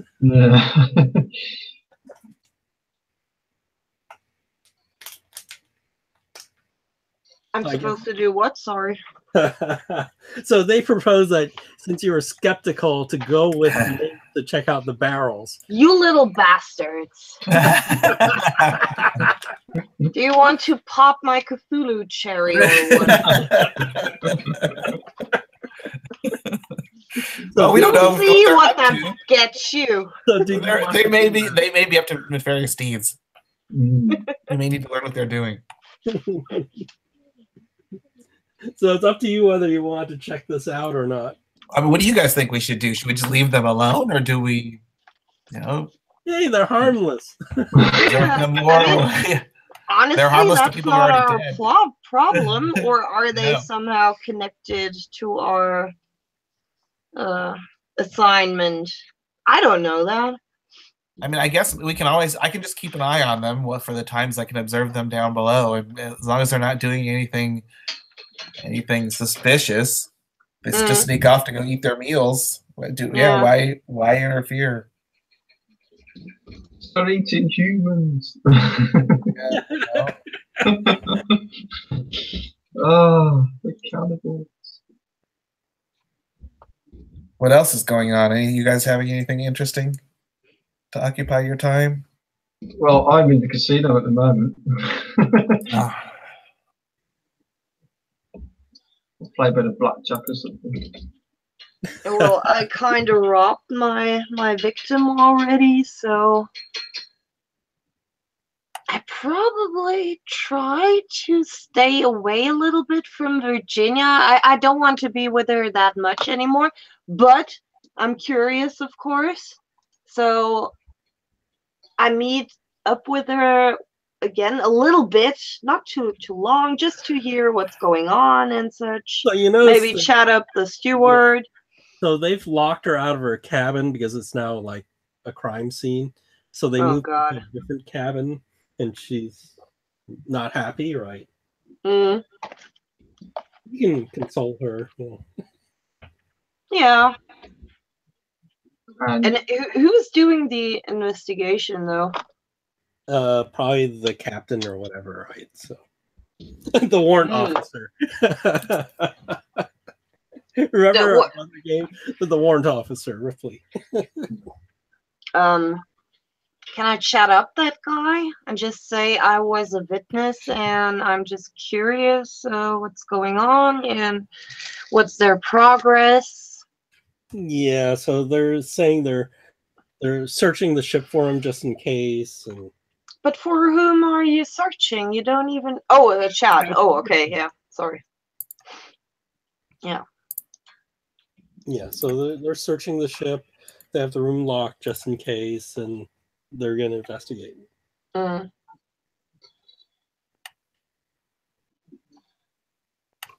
While you're there, well, how long are you going to stay with her?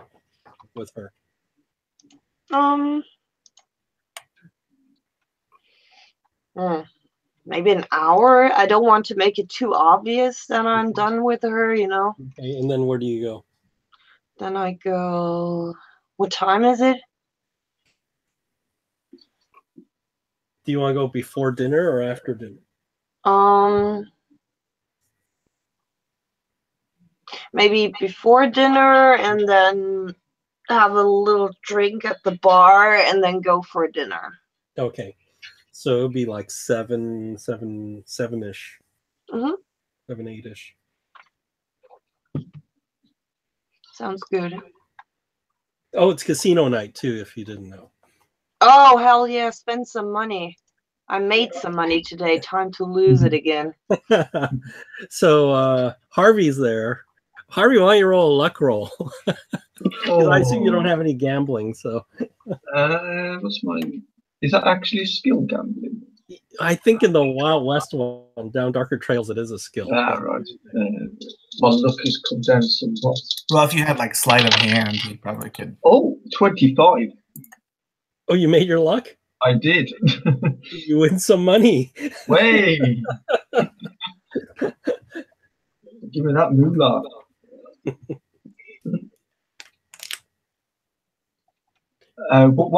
What actual sort of currency are we using at the moment on the ship? It's American ship, so it's probably you take your money, you convert into their chips, and then you win and they convert it back. So it's probably US dollars or something. Right.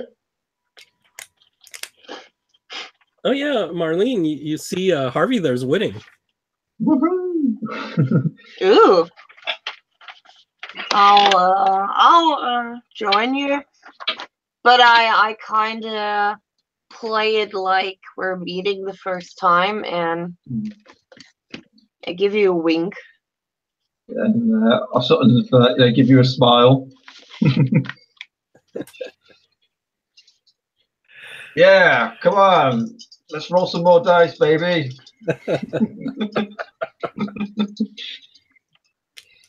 Can I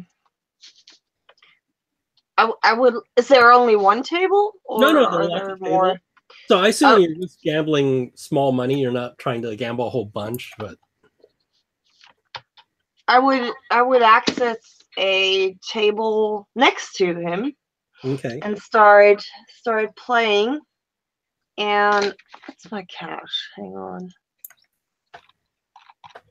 This has to work now, otherwise we'll have a problem. So I would change money into chips for $80, Okay. and I would start to play, and I would like to manipulate the dice when they're falling. Okay. I don't know, maybe talk to the guy who's standing at the table, who's responsible for the table. Just chat him up, and while I'm doing that, I lower my hand and turn the die and something like that. Okay. You know? Do your sleight of hand. Let's get rich. This should work now. Okay. Is a regular enough? Yeah, you win some, but not a lot. I mean, regular success. Let me check. Hold Do on. you want to press your luck or? Well, no, I don't want to push it, but I will. No, we don't use luck for that, for private enjoyment. No, well, that's fine. That's fine. Yeah, so you win maybe 50%, so another $40, right? That's not too bad. And so you hear the shouts from the neighboring table as well, already? And I grin over to you. Yeah. I give you a wink.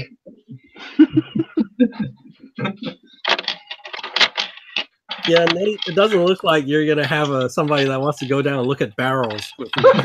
Yeah, I don't. Like I said, I don't believe a word he says. I think he's maybe he's under the influence. Maybe Spencer left some of his drugs in his little doctor's bag, and Nate is getting high on that stuff.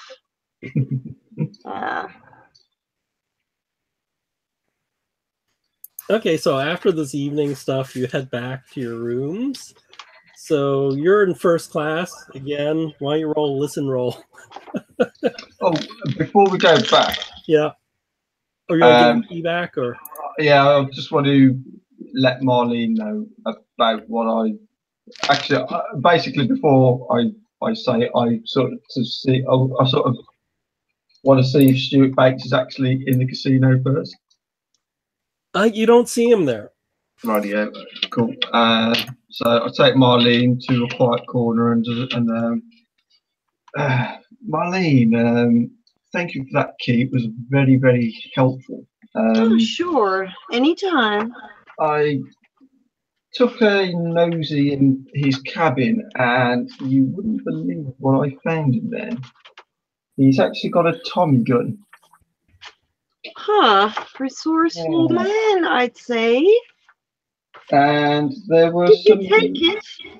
No, I took the firing pin out of it and I kind of flash it out to my pocket, like kind of. Yeah, he shows you a piece of metal. I don't know. If you roll high enough, you might recognize it. Oh, you have mechanical repair, right?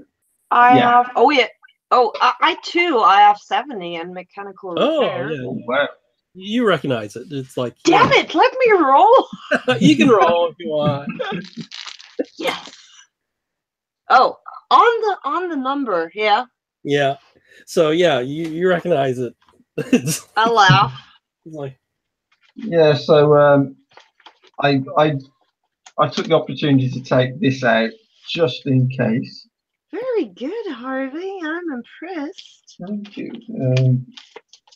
There were also some letters from St. Letters. Paul, Minnesota. There was a business card from an export-import company in Shanghai, although I don't think it was from our friend Hu Fong. And there was some measurements in ounces with some very big dollar amounts next to them. Huh. So I'm wondering if he's drug running, maybe. Well, none of our problem, I'd say, right? But I'll be keeping an eye on him. You certainly should. That's true. Good game, by the way. How much you win? $40. Oh wow! I'm not too sure how much I won actually, but I had a bad day, Harvey. I Yeah. should try again in the next few days. Yeah, whatever you wagered, you doubled your money with a luck roll. So right, cool. Right, what are you doing now? What's your plan? Oh, well, I think... Oh, that was after dinner, right?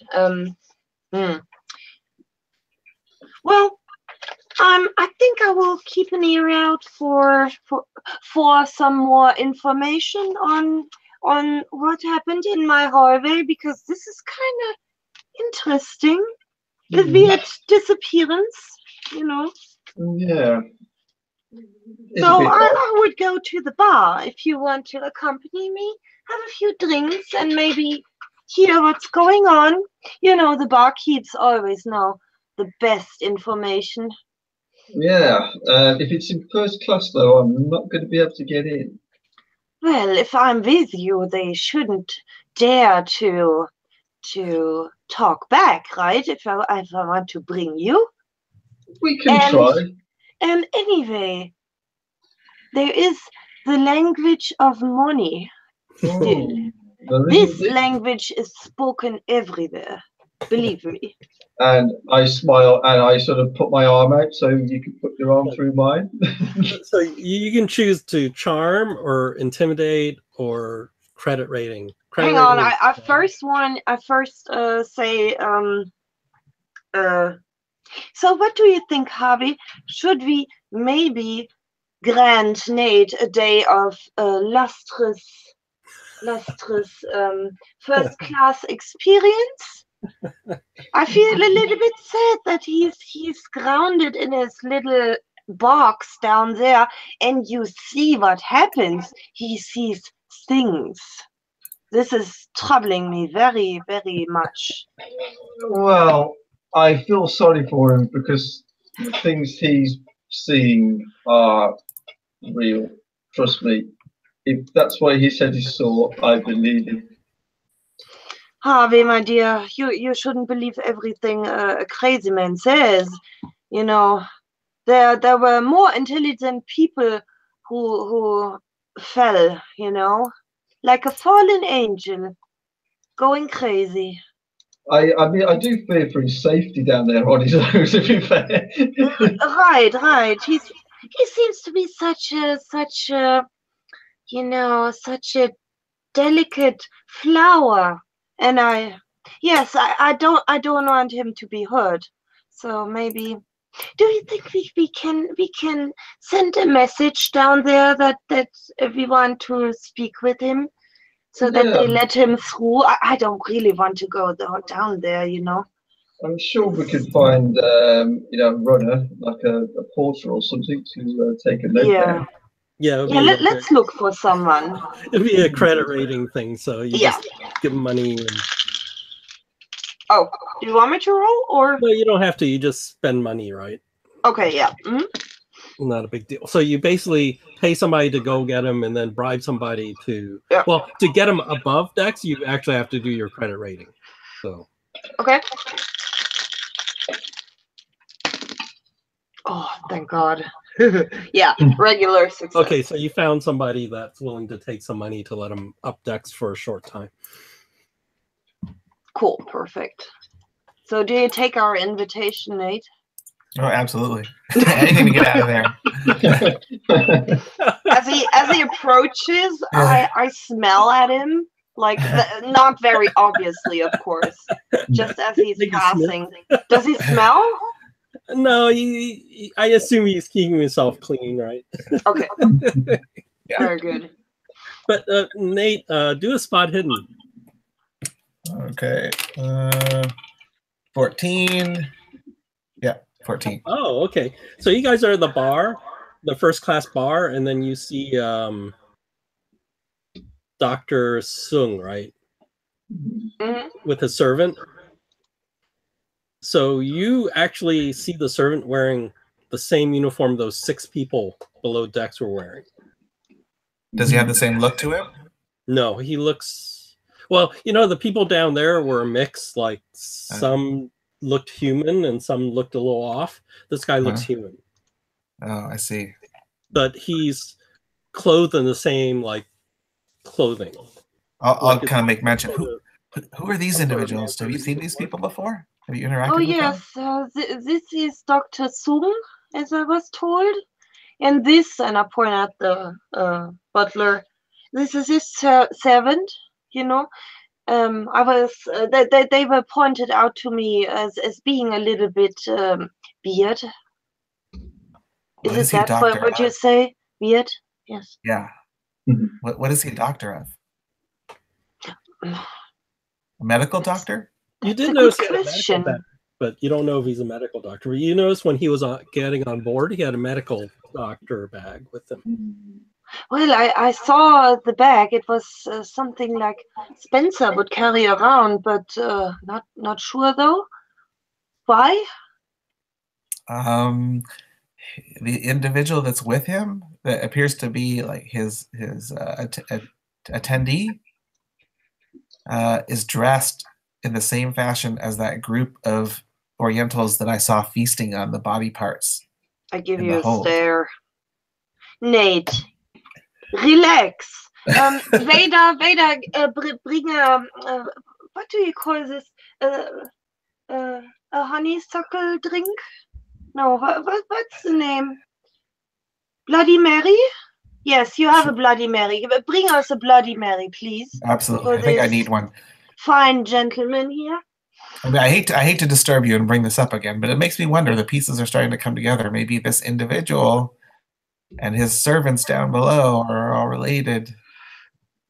Nate, Nate, if it makes you feel better, maybe you could talk to him, ask a few questions, but don't, as we say in Germany, don't go with your head through the wall. Or I don't know about that. I don't know if I want to talk to him. What if maybe you could break into his stateroom and see if you could find any valuables or information? Will you stop bothering us then with this crazy story? Actually, Oh, do you know what room he's in? Because I've got his pass key now. oh, I could, if you want to keep him talking whilst I go down and have a look. Yes, Nate, have a chat, then you can relax afterwards, and we will check his room. What do you think? will he talk to me, or do I look like I don't fit up here?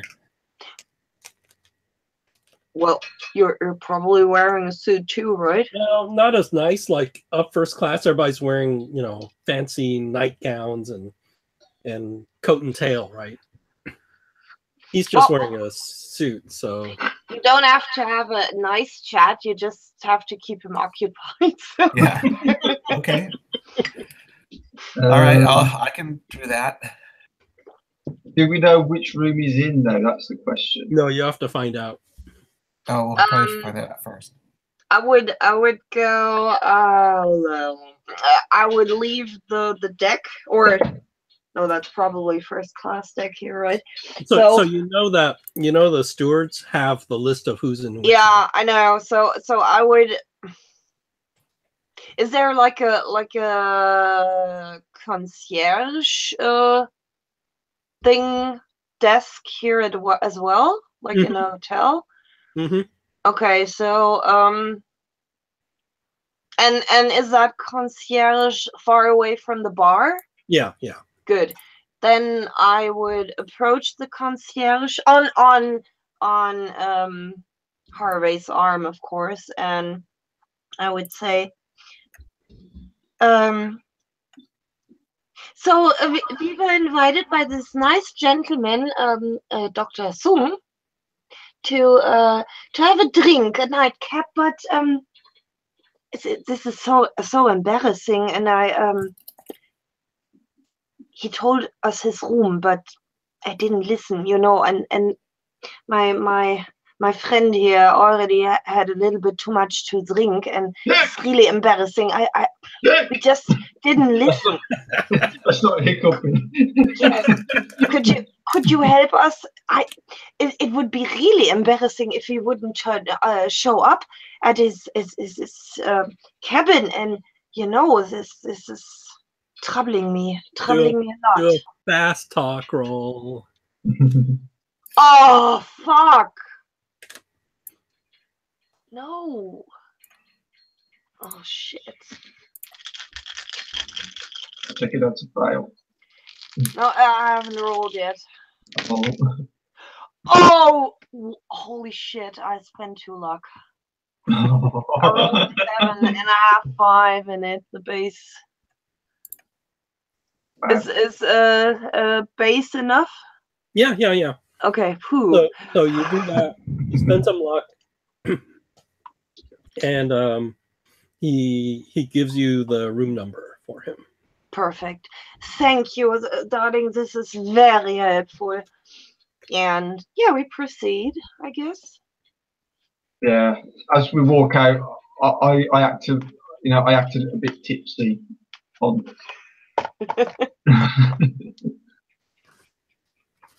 Until we're out of sight. Nice one. Ah, just my everyday work, Harvey. Right then. So let's go and check this room out. Absolutely. And really, let's make it so Nate is finally can relax. This is troubling me. Well, like I say, you're new and you haven't seen what we've seen. Oh yes, Harvey, not again. Come on, let's check what this good man has to offer for us. So do you just go to the room and just open it, or what do you want to do? I will listen at the door first. Okay, do a listen roll. I'll keep an eye up and down like the corridor. I hear nothing. It's probably not good. Oh, I say to Harvey, maybe let's knock first. Just in case someone is in there. This could be embarrassing if we just open the door. Can you see through the keyhole? No. Can you look under the door? Yeah, but there's just a little glow of light down there, right? So, but there is light. Yeah. I'll pretend to drop the key on the floor just so it looks as if I'm bending over to pick it up. But as I go down, as I kneel down, I just want to put my head against the floor just to see if I can see any shadow moving in the light. Okay. Yeah, do a spot hidden. He is directly in front of your face. What are you doing? Spot hidden. Oh, failed it by 6. No, 6. Yeah, failed it by 6. I hold on. Let me check first before you spend luck here. I realize suddenly what he's doing down there, and I look around. Is there anyone coming? Do a luck roll. Oh, damn it. I don't have a lot of luck. No. Yeah, there's just somebody just walking by, but they'll be past soon. Yeah, I- as soon as they're gone, I almost throw myself onto the ground and peek. Okay, do your spot hidden. Oh damn it! I blink because I have some dust in my eye, and I open my eyes again to have a look again.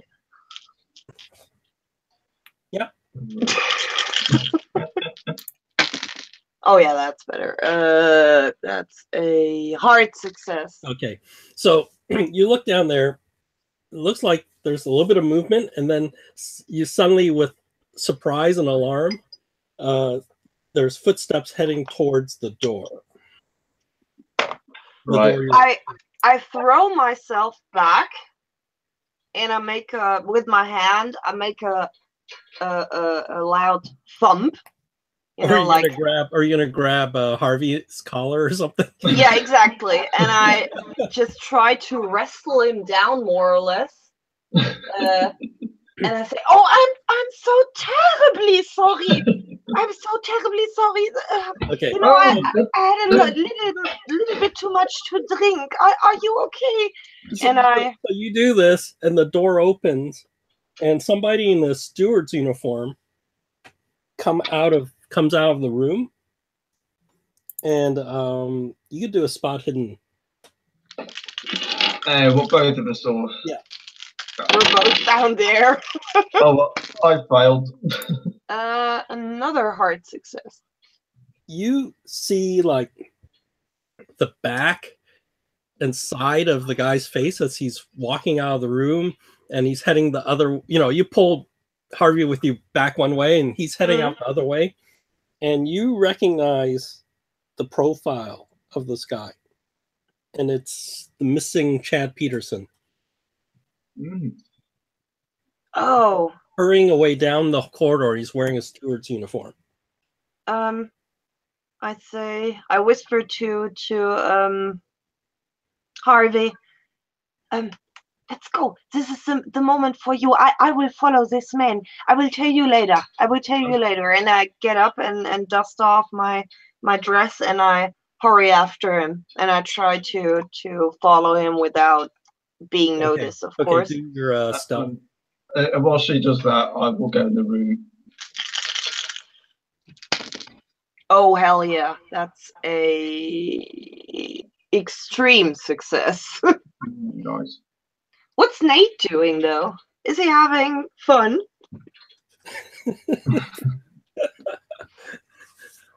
He's having there's music and stuff upstairs that there's nothing downstairs. Downstairs he's lulled to sleep by the hum of the engines. But he's talking to Dr. Sung now, right? That's right. He's talking to Dr. Sung. You want to do Dr. Sung and then come back to these guys?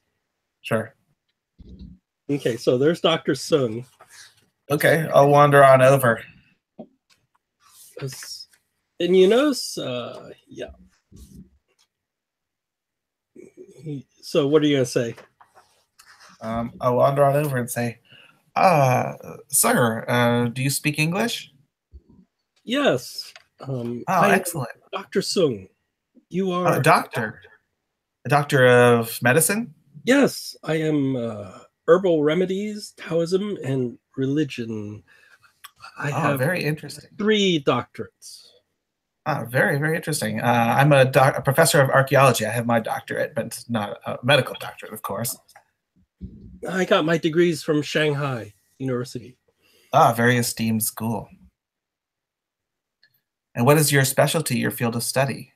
What is it you do? Herbal remedies. Herbal remedies. Interesting.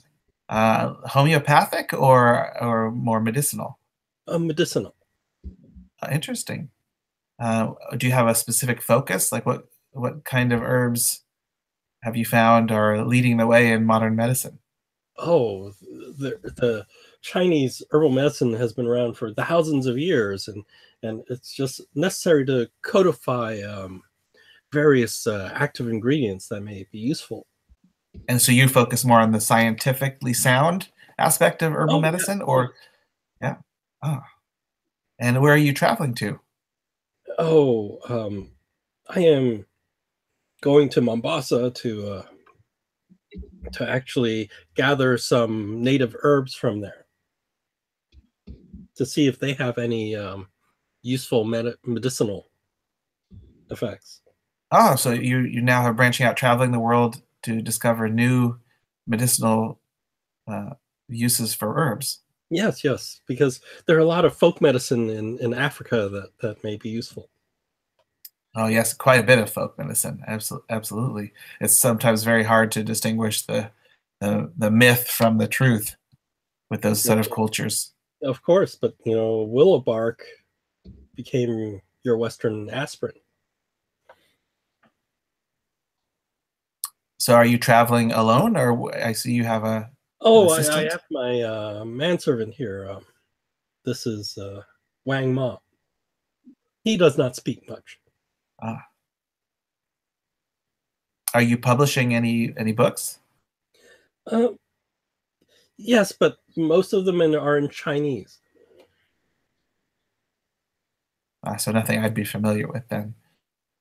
No, and I collect very many botanical samples from various places. Oh, what are some of the more interesting places and samples you've discovered? Oh, and he mentions them, like he's gone to the Philippines and Thailand, Siam, and all these other places. And Since I'd be unable to read your book, I'm very interested to hear from you. Where you've traveled and the things you've discovered, some of the highlights of your career. yeah, so he says a whole bunch of stuff. Okay. Yeah, I'll just occupy him and see what I can learn about, where he's going, what he's going to do.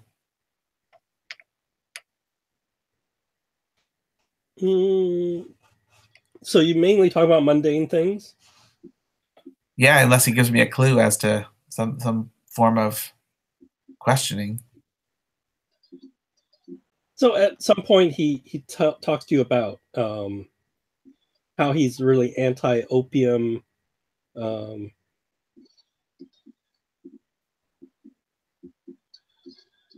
And he's anti some nationalist people in Shanghai too, because they murdered his wife and his children. Oh, wow.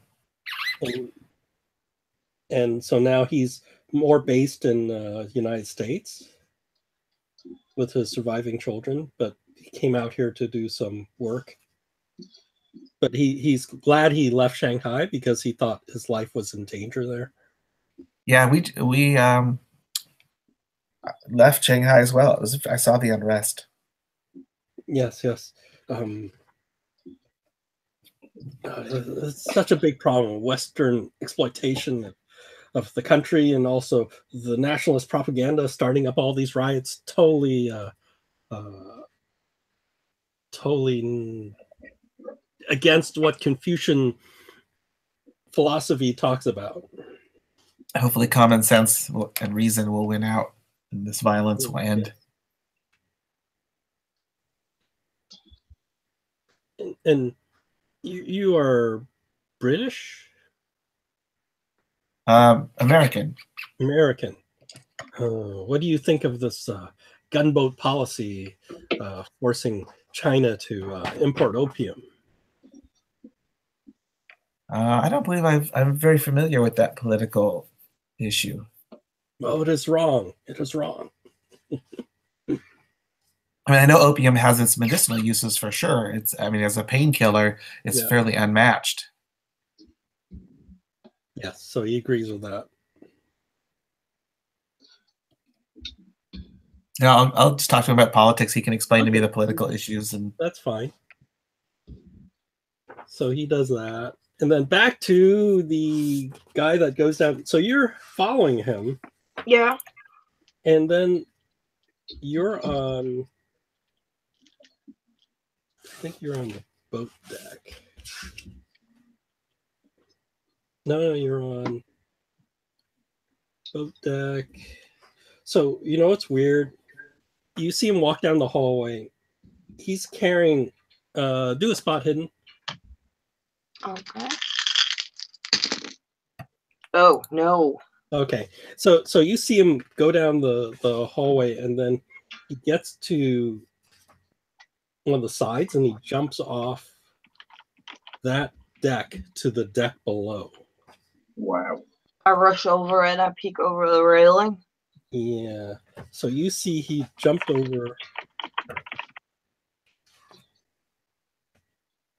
Where is it? Oh, there it is. He jumps over to deck below, and then he's like, once he hits the deck, and he just keeps on running down the deck below, and then he disappears somewhere. And it's sort of unusual. You're watching this, and he's like, that doesn't seem human. No, but Like, you would think somebody that jumped that way would like sprain or break his ankle or something. yeah.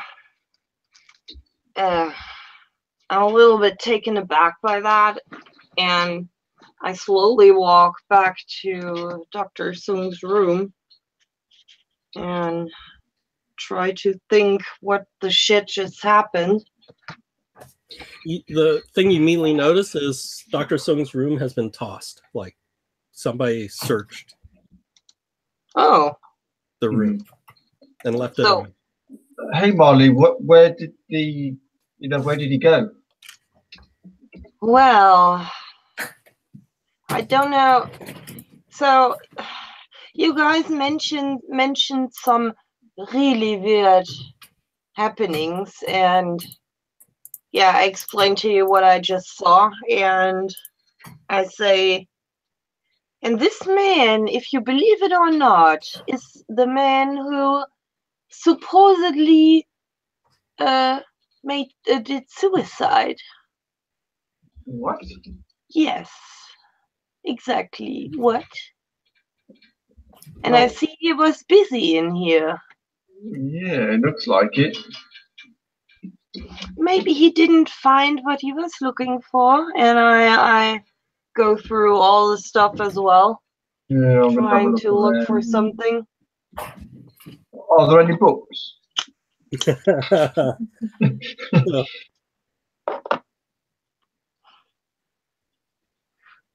Does he have valuables? Miscellaneous stuff, but nothing really expensive. Let me check Mm. about the books.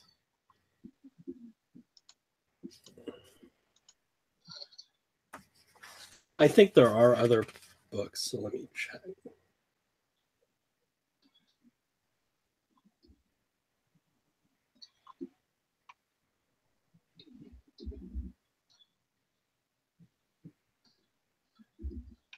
Yeah, you find some Chinese books. How many? A couple, not a lot, like 2 or 3. Right. And I'm gonna roll a D3 to see how many I take. I take all 3. Okay. I sort of pick them up and I start putting them into my jacket. And Okay. I've tried to do it not obvious to Marlene. Marlene, you can do a spot hidden. Oh, actually, you can do your sleight of hand or stealth, and she can do a spot hidden. Oh, I got a regular pass. extreme. Oh, So you're like over there. You just nonchalantly, Harvey just picks up 3 books and slips them into his pocket, just like you saw him do in the library. Harvey, you're underestimating me a lot. May I say so? And I smile and wink. what? I don't know what you mean. I point at your jacket or wherever you put the books. And I point at your earrings and your ring that you're wearing. I wink again. And yeah, and I'll just give you a smile. Like, yeah, you didn't see anything. I just go through the stuff lying around. Is there some paperwork lying around? Yeah, or there's always some something? paperwork and stuff. Anything we can understand? Not really. Uh,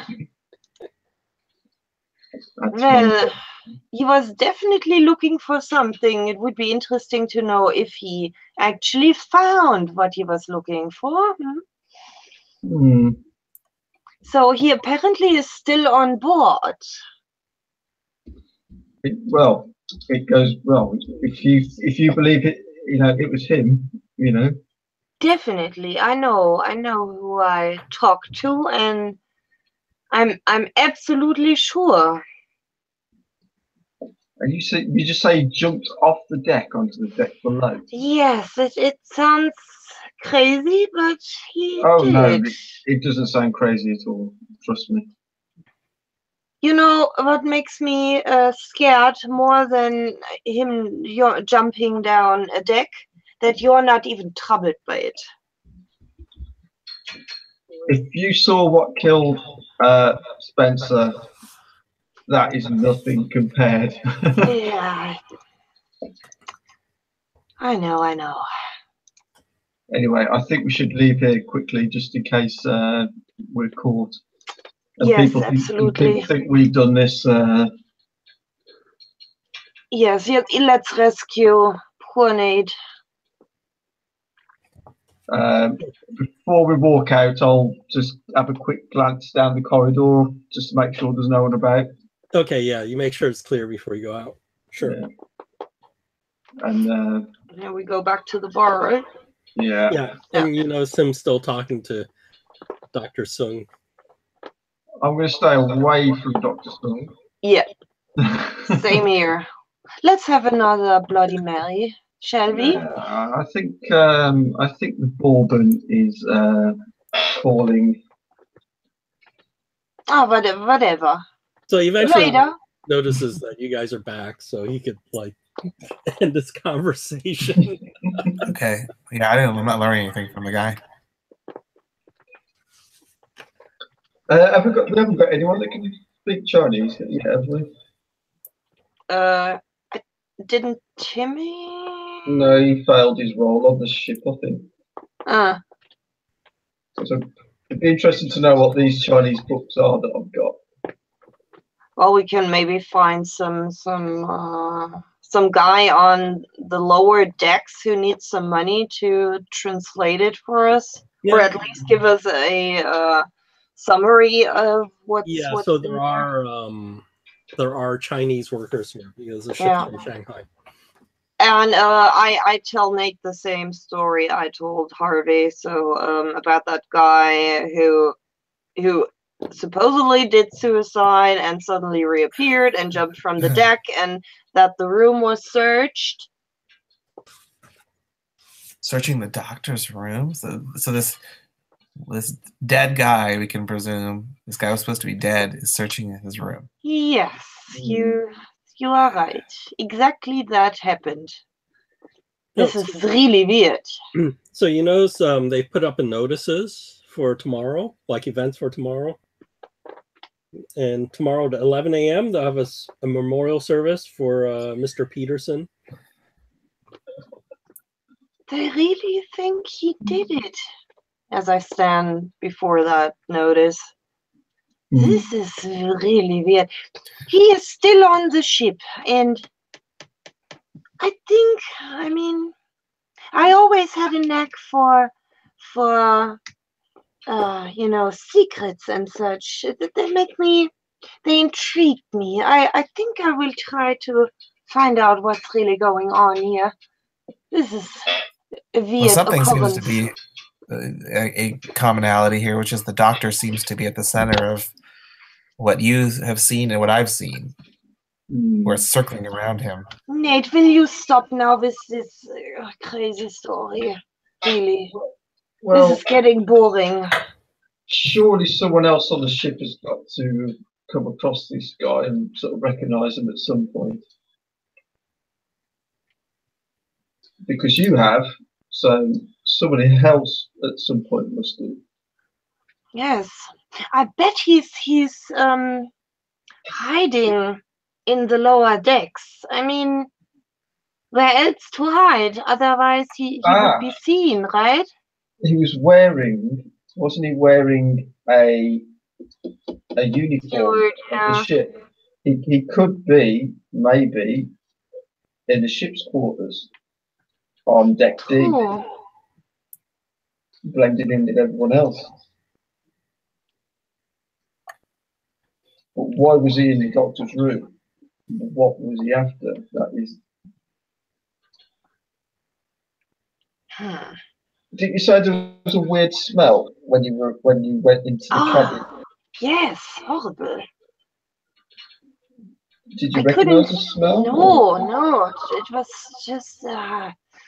It was really, really terrible. Yeah, do you have biology, or I think it's like the wilderness one, Of course not. Oh, that's natural world. natural world, yeah. You can roll natural world, that's a 10%. Okay. I rolled a 12. Ooh. Oh, you want to burn 2 luck? Yeah, Okay. sure. Yeah, let's do that. So the smell reminds you of I don't know if your character has gone fishing or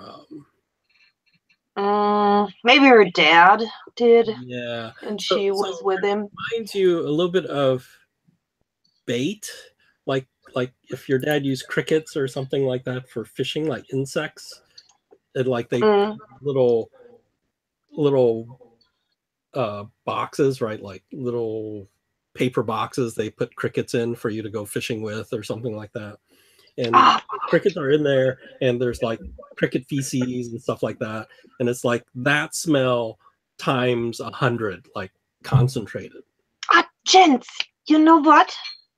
Now I remember.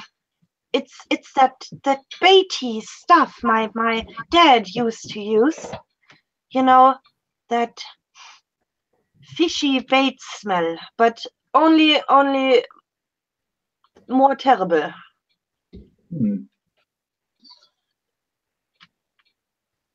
I know this doesn't really help, but you asked. Well, I mean, Is it the same? Oh, sorry. Go ahead. I was going to say he's supposedly a doctor, and then I'll turn to Nate and just say, what did he mention what kind of thing he did as a doctor, or He really specializes in herbs, which wouldn't be a meaty bait smell. But I heard that all these Chinese medicine smells terrible sometimes. They use books in it. Books. Well, they use all sorts. I mean, they use like tusks of animals and all sorts, don't they? Yes, tusks. I mean, they don't smell, but all those little books and crawling all over your medicine. This is disgusting, honestly. But did Nate mention that the cannibals were smelling as well, or was it the same smell or No, something? it's not the same smell. They're more sort Human. of sweaty humanish smell, right? Okay. But then down there, everything smells sort of like machine oil and human sweat down there.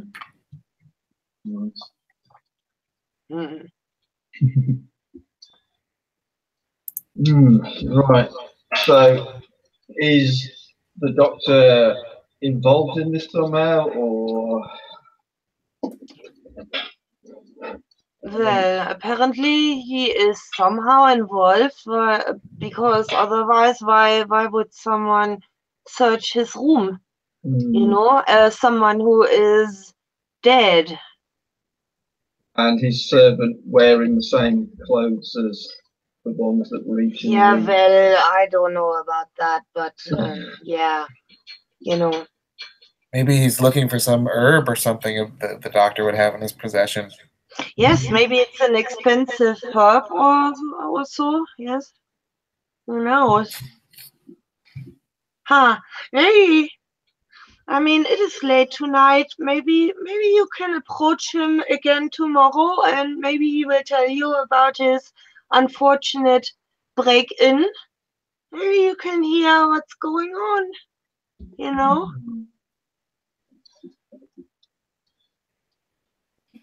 Oh. Huh. Maybe he doesn't Very even strange. know what he's carrying around and what is interesting to other peoples.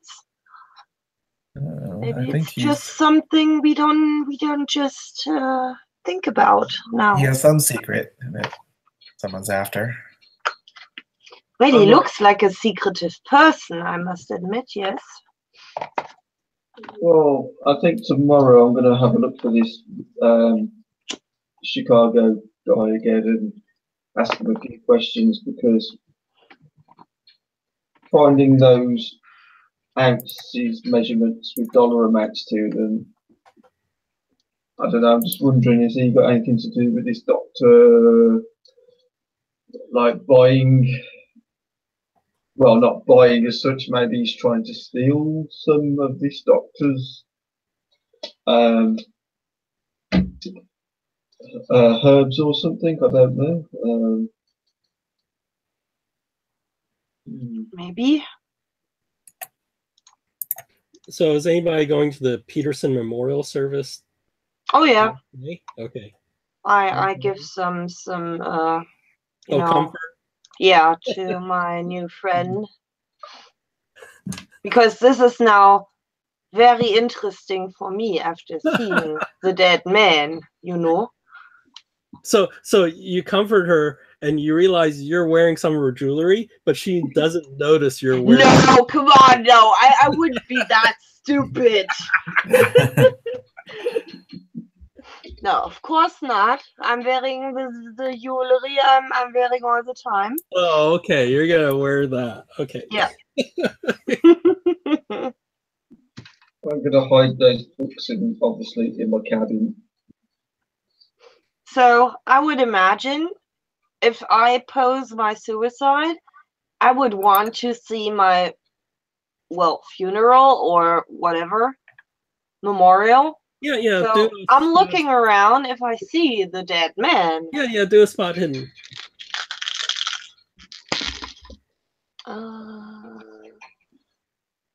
That's a hard success. So you don't see Peterson, but you notice Dr. Sung's there, but you don't see his manservant there. And Dr. Sung looks visibly upset. Yeah, no wonder.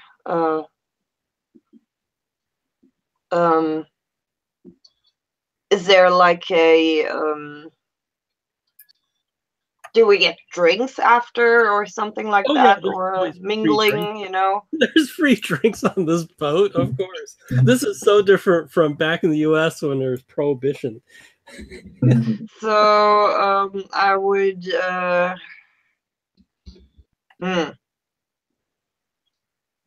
I would mingle with the people, and being a lady of society, I would talk to the different, to like two people before just having small talk, and passing by Dr. Sung, I would stop there and raise my glass to him and say, oh, so what is your connection to the deceased, Mr. Dr. Sung. I'm very pleased to meet you. You know, he looks upset, and he's like almost like there's he was crying a little, and he's like wiped some of the tears from his eye. Very pleased to meet you, my. Do a psychology roll. Oh boy, yeah, that's not my strong suit here. No. No. Okay. Yeah. So he's there, and there was some tears, but he also looks upset. Oh, you must have known him very, very well. No, this Peterson, he is not dead. I smile, but what makes you think that? I saw him last night. And you look like he's looking around the audience too. So, don't get me wrong here, but would you mind having a drink with me? Let's say in what time is it? It was an 11 o'clock service, so it's noon, right? So Okay. Would you mind having a drink with me? Let's say so we always meet up like I don't know, like what 6 o'clock or something. yeah. So So I would noon is the say free lunchtime, right? yeah. So I would say would you care meeting me at 6 o'clock maybe at the bar? I we might have some shared interests here. So he nods. Just yes. Maybe you can help. I kind of know I can help. Yes. See you later, Dr. Sung. It was a pleasure. Oh, did he give him your name? Yeah, I give him my real name. Yeah. Okay. Yeah, And because he doesn't have passports yet to use that unless it's an alias. So that's fine. Okay.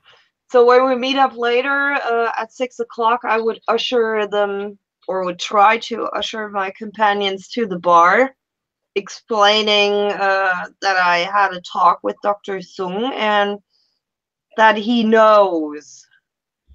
And maybe we should join forces here. Yeah, you discuss this first. Yeah. You say he saw him and he wasn't aware that he was dead. Oh no. He saw him and he knew he was dead. Yeah, sorry, yeah.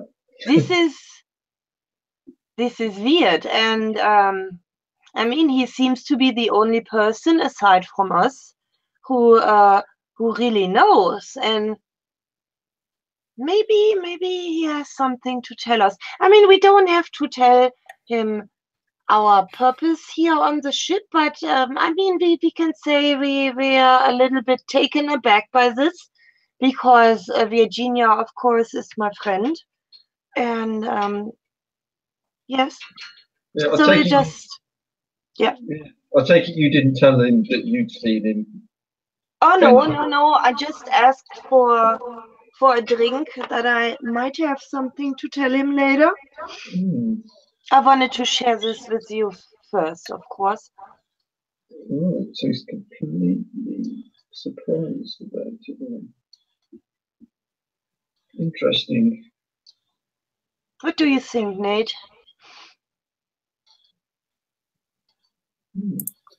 I mean, why do you need to know so badly?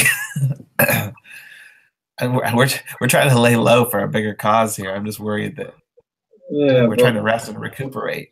They might be on the ship though. That's the thing. Yes, like you said, there might be some danger in all of this for us. So it doesn't hurt if we know what's really going on, right? Do they know who we are? I mean, they don't seem to be looking for us, right? They're going through. That's true, but if they're going to Mombasa, are they going now to join forces with a cult over there? To bolster their forces together, and it just seems a bit odd. Yeah. Yes, if that's what you're telling me is true, this could certainly be a possibility. And don't you want to know before what's going on rather than later? Because maybe next time a Spencer could be saved, by knowing more. And what do you propose doing? I want to know what Dr. Sung knows. Maybe he has some explanation for this weird occurrence that a dead man is still walking. Dead man walking. Yeah, but you're just going to ask him? I mean, if he's hiding something, I don't think he's going to tell you, but then he's going to know that you're suspicious of him and knows something. No, but we could share, and it's always very people love when they share an experience I mean, we are the only ones on board who know, and maybe he really wants to talk and share.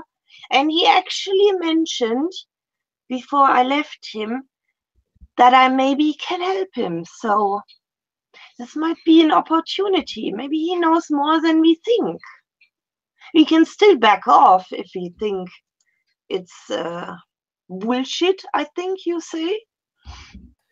I mean, I think he's the head of the group that's down there cannibalizing parts in the hold. So that doesn't put him in a good light. Like he's a Nate, you benevolent. scare me. You really scare me. Or You're the one talking about a dead man running around. I know how that sounds, but it could be an easy explanation. That's what I'm after. I mean, maybe he has a doppelganger or something. Who knows? But to get to know this, we have to talk to someone who might know. hang on a minute. Maybe the doctor is actually innocent. Maybe he hits his butler, who's the head honcho here, and it's the butler that's doing all the bad shit, and the doctor's totally unaware of it. Yes, see, Nate? This would be one explanation. Because didn't you say that the butler was wearing the same clothes as the guys that you saw eating the body parts? Yeah. So maybe, just maybe, the butler is the main person here and not the doctor, and the doctor's being used. Could be. But then you're going to get the attention of the butler, and the butler's got resources then, right? He's got a mob at his disposal. Well, we don't have to get his attention now. We just talked to his employer, and let's see what he has to say. Right? Yeah, but we can ask him to talk privately without his butler there. Yes, Because I'm sure he will agree. yeah, How many times do we run into people with goodwill in this business? They're walking, they're traveling with dead people.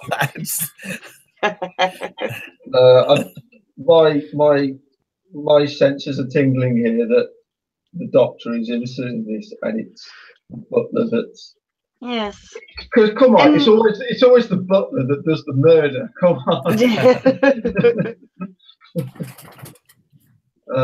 So yeah, I reckon that's a good plan, and we get the butler away from him somehow. We'll Not just at all. ask to talk in private. Mm. So, Nate, do you want to hide or do you want to come with us? What's our goal? I mean, come with us to talk to him? Yes, just hear what he has to say, preferably, of course, without showing too much of what we know, you know. Okay. All right. If you want to talk to him, I'll go with you. I mean, Excellent. did you say that he actually seemed upset at the? Yeah, yes, but I'm not sure if it was upset because of the death. I mean, of course, he knows he's not dead, so how can he be upset? But so he was probably upset because of the burglary. And actually seeing him and knowing he was alive. Maybe. Yeah, I said we go and find out. Splendid. Okay, so you go talk to him. Yeah. He goes, oh, Can we get the butler? Yeah. how do you pronounce your Marlene's last name? Schlüssel. Schlitzer. Schlüssel. Cool. Schlüssel. Schlüssel. Yeah, almost. Oh my. Great. It's probably even harder for a Dr. Sung. Yeah. So he greets you and he mispronounces your last name. Yeah, I smile. I'm used to that.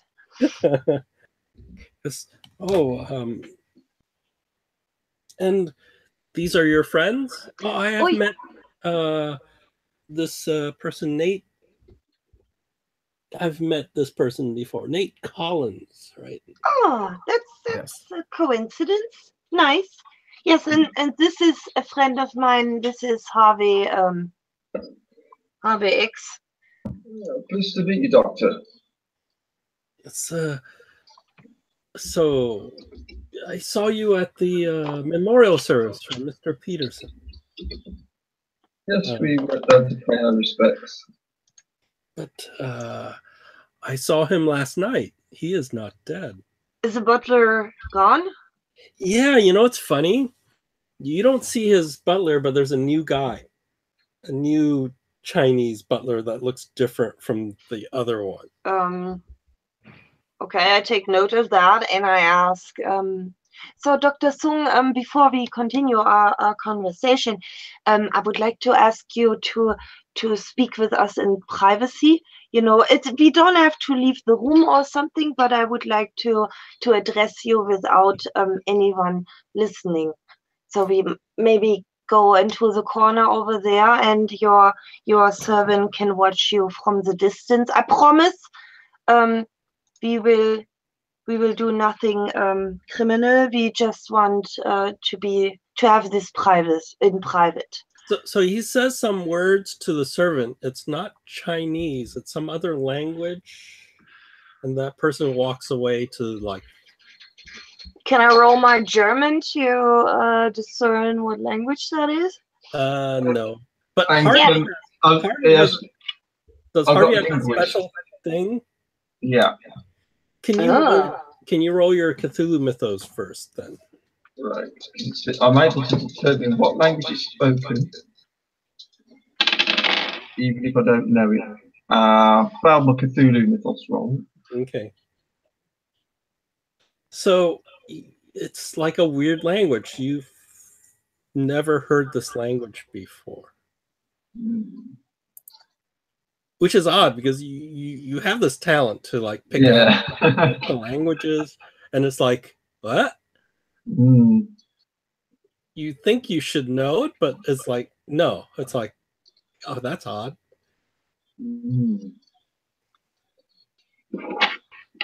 So And he goes away, yeah? And Nate, it sounds like this language these guys are talking to each other in the cargo hold. Yeah. Okay. Do I see him grumble? So, Dr. Sung, you mentioned that he's not dead. So what was troubling me the last few hours is that I know he was supposed to be dead because my good friend Virginia was with him and I was actually a witness. But I thought too that I saw him later on board of the ship, and now that you mentioned it too, I might think that it's true. I think something evil is on the ship. Something terrible is on the ship. I glance over at Nate. Where's your other assistant?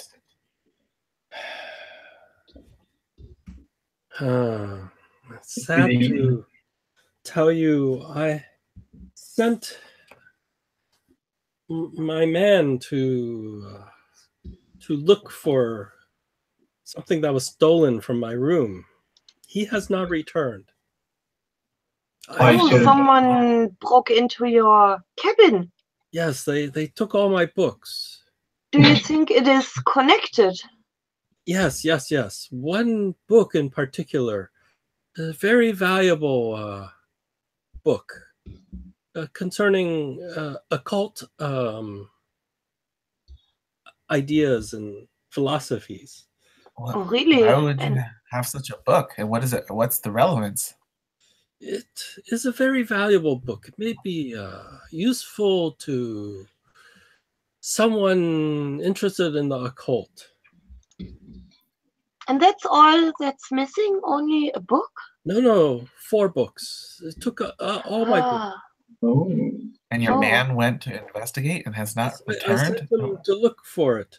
He is gone. I fear he is dead. I see. And I'll What let- makes I- you what makes you I'll think let- he's dead? Well, he would return if he is still alive. Well, and who's this Maybe- other gentleman that now is in his place? He is replacing him. Where is he coming from? Oh, I have a number of people who work for me. They are in steerage. I And- sort of make a look. I throw the lady a glance. Uh-huh. I just curl my lips a little bit. Yeah. Mm. And Um, I'm going to be really cheeky and asking what the other 3 books were about, just so I know what they are. Well, he said 4 books, so you say 3. Well, because you mentioned 4 books, Yes. I'll just say, what were the other books about? Were they all about the occult? No, some are books on herbalism and Taoism, and 2 books on herbalism and 1 book on Taoism, and the other one was a book on the occult. That's a weird thing to steal, you know. And where, if I may ask, where did you see the gentleman who has who is dead or not dead? I don't even know how to say this. That's why I think he stole the book. I saw him last night as I left my cabin. Really? Huh. So that's why you think this is connected. I see. Yes. Huh. Hmm. So Where did your servants you've got in steerage, where did you acquire them from? Hmm. They are are they trusted members of your entourage? oh no, well, they owe me a favor, so they work for me until their debt is paid off. Maybe your butler actually worked together with the man who's supposed to be dead, and now he doesn't show up again anymore and just hiding below deck. This could be something possible as well. You have to think of that too, Mr. Sung, Oh, Dr. Sung. So you say that, and he pauses for a moment. He's stroking his beard, and he goes, "I see what you say, but I doubt it. But possible, but I doubt it." Can we roll up psychology to see if he's really Yeah. blah, you know? Yeah. I only have 10, so guys roll Other 2. guys can roll too. Yeah, I've got a high psychology, so On the number.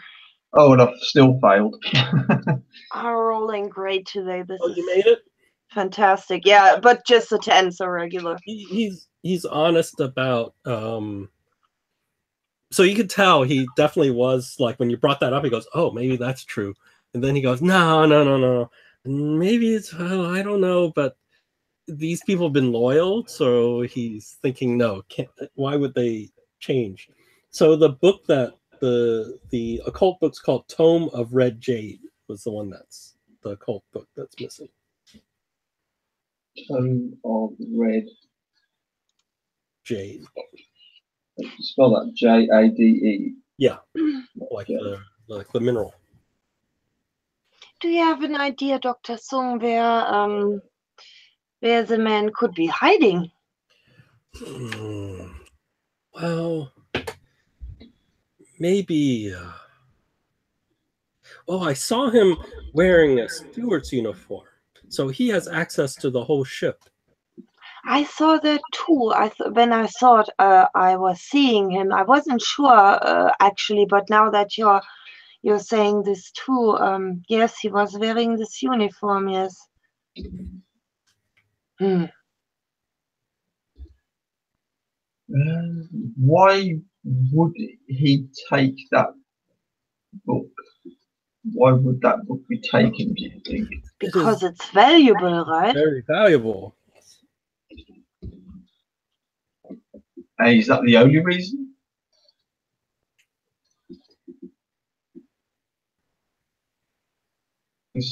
Yeah, I mean, You are not saying that he's a real cultist. I mean, nobody would do something like that, and I laugh. So he tells you the book is a bound set of 344 woodblock printed pages written in Mandarin. It's 6 inches by 12 inches. The ink is bright ox blood red with marginal notes and woodcut illustrations in black ink. Volumes have blue silk end papers and has a weird shimmer under light. And it's bound by 3 silk bookmarks. The cover is calfskin over thin. Oh, over thin, extremely hard wooden boards. And the leather has been coated with a gritty, waterproof varnish. Oh, and then a brass 3-clawed dragon with single eye decorates each cover beneath the varnish. He says there are only 33 copies to have been produced, and the Chinese authorities have likely destroyed most of them. And he just happened to get one of the last surviving copies.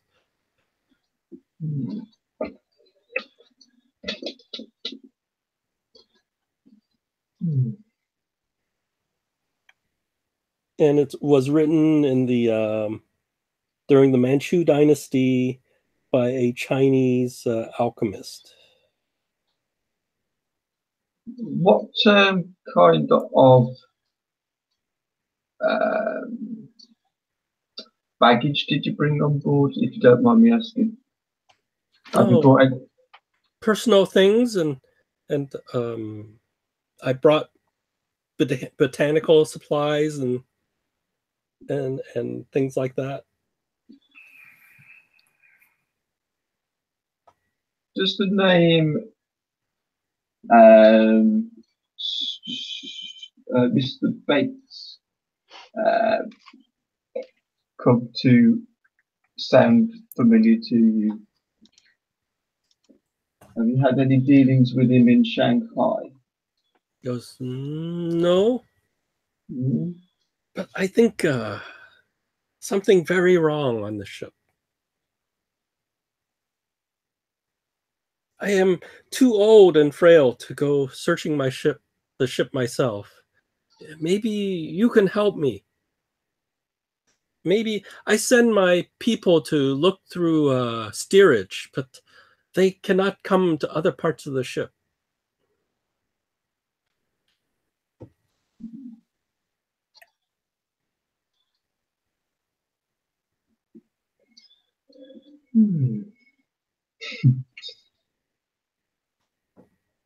What do you reckon? So you said initially that I might be, or we might be of help. What do you suggest?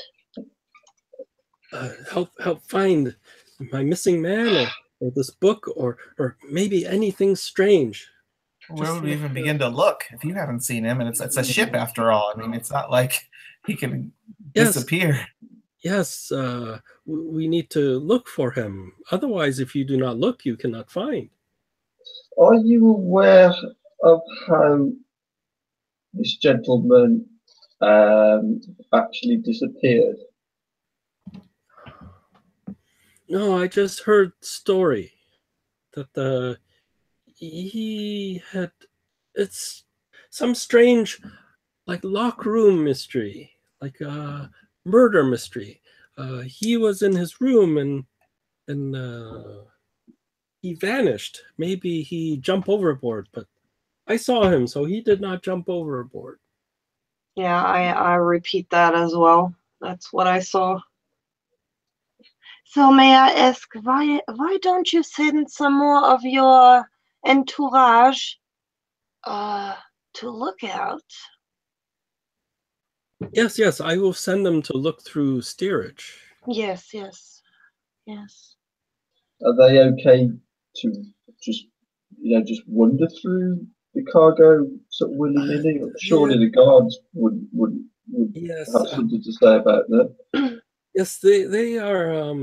They will have problems searching engine room and ship's holds. Maybe you can, with your skills, maybe you can look in the engine room and ship holds and see maybe anything strange in those places. I stiffen. What skills do you speak of? Well, my people do not speak English, so they cannot convince people they are harmless. I see. Yeah, maybe we can give it a try, but don't expect too much. I mean, only speaking English doesn't open doors, But I will give it a try. This is my vacation, and I'm a little bit bored, so why not? Yes. Thank you, million thanks. No problem. So, what's your cabin number, just in case we find something? Yeah, so he tells you his cabin. Okay. I like what you did there.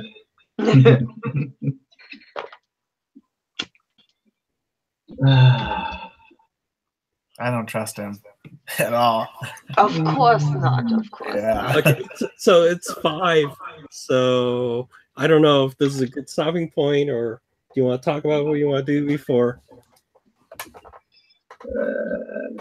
So the books you got, you only got 3 of his books. So the 4th one that missing is the occult book that you didn't get, right? Presumably the other guy got. So this other guy stashed it somewhere. So we need to get a hold of it for ourselves, not for him. But how do we locate that one guy? And we don't want to mess with his undead minions that are down in the hold. Well, we should certainly try to get into those 2 areas which he suggested, so we could start there. Maybe we find something there, and because the undead guy has to be like hiding somewhere on the ship where he wouldn't be found, right? Yeah. So cargo holds, and then there's the, I think, engine area. Yeah, and if he's wearing a steward uniform, he certainly has a key as well, because the door didn't look broken open, right? So he probably had a key too. So he has a key to the storage area in the engine room as well. So it would be easy for him to hide there. Because now he's just going to hide, right? Because he got what he was after. He got the book. So he's going to try and hide. So he probably won't show up again. So he needs a place for him to stay all the time, and those areas would be perfect. Yeah. So it's really possible that we find him there. So this counts as 2 more days. So you heal 4 more hit points. Because this cruise is pretty nice. I think we should move together and try not to split up, because if we do come across him, we don't know what he's capable of. Yes. I think we should try to stay close together as much as possible while we hunt for him, possibly. Yeah, we should definitely go together into the engine room and storage area, so that not one of us is alone. I can try to break open the door or lockpick the door. And I'd suggest we just go there first, and then we can decide what we do after if we don't find shit in there. Well, and his other minions are sure to be searching too at the same time. But not those 2 rooms, because he said they won't have access to them. They're just searching below deck, right? In the quarters and such, So the question is, why is an undead guy stealing a book? Like, why does he even know that there's a book there to begin with to try and steal? He just seemed like he was a rich And why does he post his death? Well, maybe the doctor killed him in order to get access to his money or something, and made him an undead. Because that's clearly what he seems to be. He's surrounded by undead. Nate, it's we're done with this stories now. Made an undead. I please. But they seem more like ghouls than undead because I'm done here. I'm done. I turn around and I say, you know what? Meet me at X o'clock, and we will look into the two rooms. You know, you could do your ghost story buster shit, and yes, I'm not. I won't talk with you about this. This is terrible. now that I've seen his like butler, could I do a Cthulhu sort of mythos roll to see if it's anything that might spring to mind? Oh, the book? The name of the book? No, we've seen his butler and what he looks like. Oh, his eye? No, it's the same. So it's basically to see if you recognize what type of thing that might be. So you already failed. So. Right. And how should we arm ourselves against these creatures? Well, I've got a handgun and the knife. You would probably know that Marlene has one as well. And I've got my brass knuckles as well. So I should definitely be carrying those with me when we go searching. Cool. There's a Tommy gun in that gangster's room. I still want to know what he's doing on the ship. I really do. I need to go to speak to him again, actually, and try and get some more info out of him.